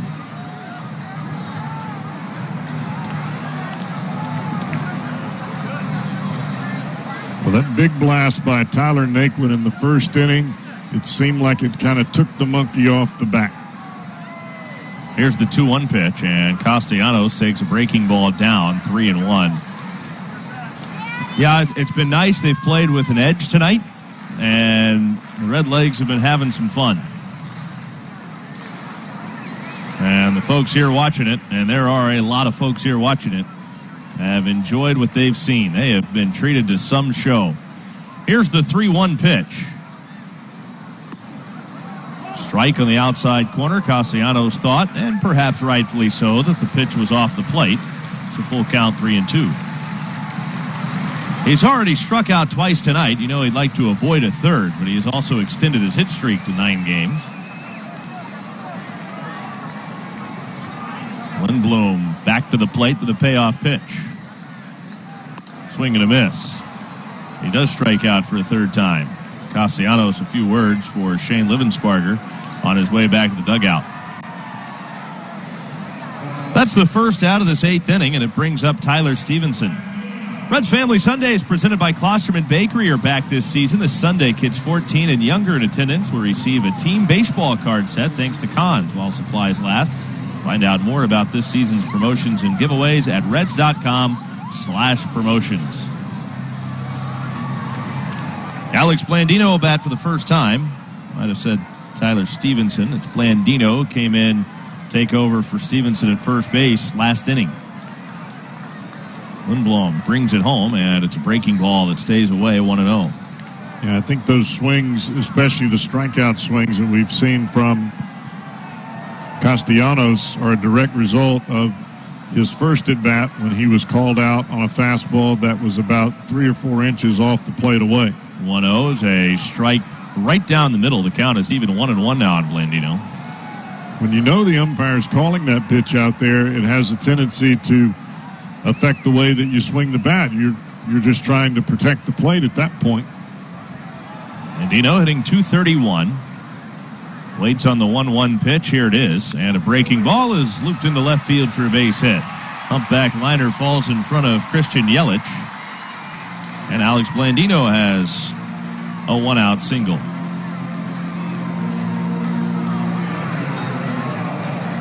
That brings up Tyler Naquin. Naquin with that big 3-run home run that Cowboy mentioned a moment ago that seemed to get the monkey off the back of the Reds. He has also walked tonight, grounded out a couple of times. And Naquin's home run ball, that's one of the, I feel like that's one of the farthest balls we've seen a Reds hitter hit this year. It was well beyond 3/4 of the way up the moon deck and right. Lindblom to the plate, first pitch. Naquin fouls it away, left side 0-1. Well, the timing of the swing of the bat for Naquin, especially when the Reds have had difficulty scoring early against any starter, especially here lately, and he hits that in the seats for a 3-run shot. It had to be a calming effect for Jeff Hoffman, and it had to make the offense kind of start to regroup a little bit and add to the pressure, and they've done that the entire game. Here's the 0-1, and a swing and a miss. It's 0-2 on Naquin. Who would have ever thought at this point when we were back in spring training that Tyler Naquin would have 30 RBIs and hitting cleanup for the Reds. Maybe just him. Well, good for him. Take advantage of your opportunities, and this guy has done just that. Here's the pitch, and Naquin takes the 0-2 upstairs, 1-2. Jesse Winker has become the 31st Reds player to hit 3 home runs in a game. It's happened 39 times now. The last to do it was Eugenio Suarez last September. That was in Pittsburgh. Of course, everybody remembers that night Aristides Aquino had here at Great American Ballpark back in August of 2019. Chopper towards short. Charging in, fielded, flipped to second one, around to first in time. That's a double play. And the inning comes to a close. But Jesse Winker belts his 3rd home run of the night. The Reds have stretched the Brock up today. He was on the Reds roster in Louisville, and we did not see him in spring training at all. He was a late sign, pitched 6 ball games, didn't allow a run in his 6 2/3 innings. Walked 1, struck out 12, a former Major League All-Star, and the 35-year-old right-hander has a Reds uniform on here tonight. Well, he will go to work against Luis Urias with the Reds on top 9-4 here in the 9th inning. First pitch to Urias is a strike called over the inside corner. The count is 0-1, and Jesse Winker is showered by more MVP chances. He stands out in left field. What a night for Jesse Winker. 3 home runs tonight. He is 4 for 4 and has a walk. The pitch. And a strike call on the outside corner. Urias doesn't like it. He's down to the count 0-2. Urias and then Daniel Robertson came in as part of a double switch. Back to the top of the order. The pitcher's spot is due up 3rd in this inning. Here's the 0-2. Swing and a miss. Down on strikes, Luis Urias. That's 10 strikeouts by Reds pitchers tonight. This copyrighted broadcast is presented by authority of the Reds and may not be reproduced or retransmitted in any form, and the accounts and descriptions of this game may not be disseminated without the express written consent of the Cincinnati Reds. This copyright reminder is provided by Dinsmore, the official legal counsel of the Reds. Brock deals with Daniel Robertson, the right-hander's pitch. And a strike call right on the outside corner. Brock has a very herky-jerky delivery. He steps way over toward 3rd, even though he sets up on the first base side of the rubber. Works out of the stretch all the time. And the 0-1. And it's just a little low. The outside corner to the right-handed hitting Robertson. Just a 105 hitter. Cross-body delivery for Brock. Hides the ball extremely well. Every pitch moves to his arm side. The pitch, and that's low. He Zoomed with Reds reporters earlier today and was talking about how he felt like his delivery, his stuff, was back a little closer to what it was a few years ago, and he was having all kinds of success. Here's the 2-1. Swinging a foul down the right field line, and it's a 2-ball, 2-strike count. Well, anytime that you throw from that arm angle and across your body as a right-hander, you're still able to get the ball down and away to right-handed batters. Not only that, but he's got a changeup that comes out of his hand and looks just like his fastball, and it just has a little bit of dive to it. He could be difficult to handle. Brock, an all-star back in 2016 with Baltimore. The 2-2 just off the outside corner with a 95-mile-an-hour heater. That fills up the count. Of course, the crowd, over 17,000 here tonight, won pizza. And that call did not favor Olarosa's 11th strikeout. Full count on Robertson. The pitch. Swing and a 2-hopper to the shortstop Farmer. He waits back on it, fields and throws for out number 2. And the Brewers are down to their final out now and back to the top of the order. But it will be a pinch hitter coming to the plate, and Tyrone Taylor.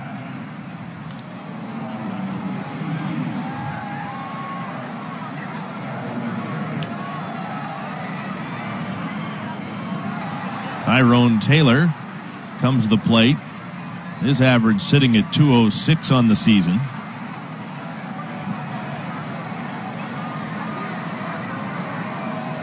Brock a high hold in the first pitch. Taylor takes a first pitch strike. Fastball right on the outside corner. The count is 0-1.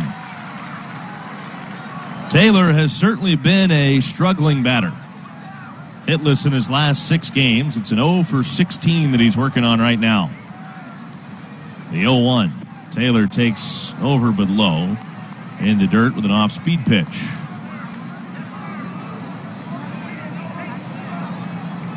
One ball, one strike. Bases empty, 2 away. If this is a strikeout of Taylor, you better have 5-1-3, 3-4-7 ready to go. The 1-1. Outside, 2 balls and a strike. Don't forget, you have to text Reds to that number. Be one of the first 2,000 as soon as the final out is recorded. Which is coming up quick. 2 balls, 1 strike on Taylor. Brock ready to the plate. And it's right in there, called strike at the knee for the fastball. And now it's 2-2. And now 17,234 come to their feet. And some premature post-game fireworks. A little trigger happy out there today. Brock has the sign and the 2-2. Swinging a foul. We'll try it again.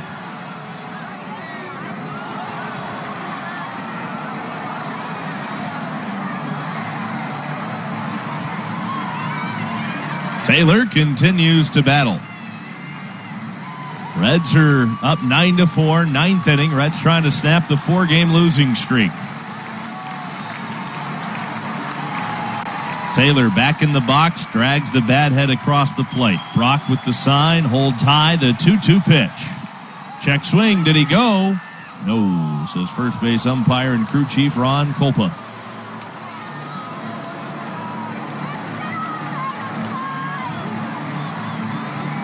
So Brock and Taylor have gone as far as they can go.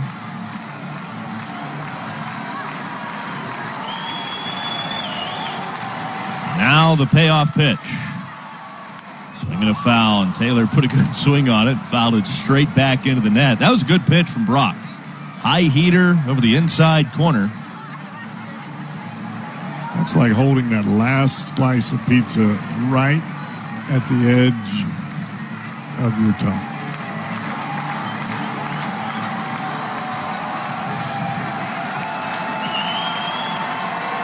Brock back in there. Again, the payoff. Swinging a ground ball fair inside the bag at third and down the left field line. It'll go into the corner. Winker over to dig it out as Taylor cruises into second base with a 2-out double. Snaps Taylor out of that 0 for 16. And that'll bring up Lorenzo Cain, who has a 2-hit game tonight. He's 2 for 4.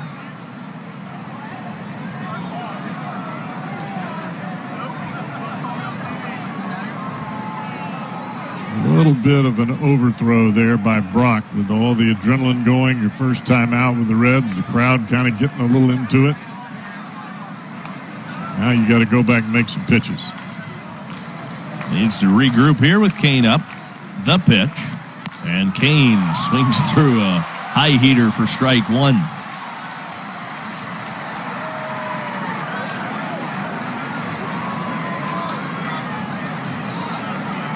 Cain singled in the third. He doubled homer run back in the 7th. The 0-1 pitch. Fastball, beauty, outside corner, strike 2. And again, the Brewers are down to their final strike. And again, they come to their feet here at Great American Ballpark. I got to believe I'd go right back upstairs with that fastball. Brock sights the sign, the 0-2 pitch. Breaking ball in the dirt. It squirts away from Barnhart to his left, and that'll advance Taylor to third on the wild pitch. 1-2 on Cain. Kane's got a pretty good ability to stay on the off-speed pitch because his thought process is hit the fastball the other way.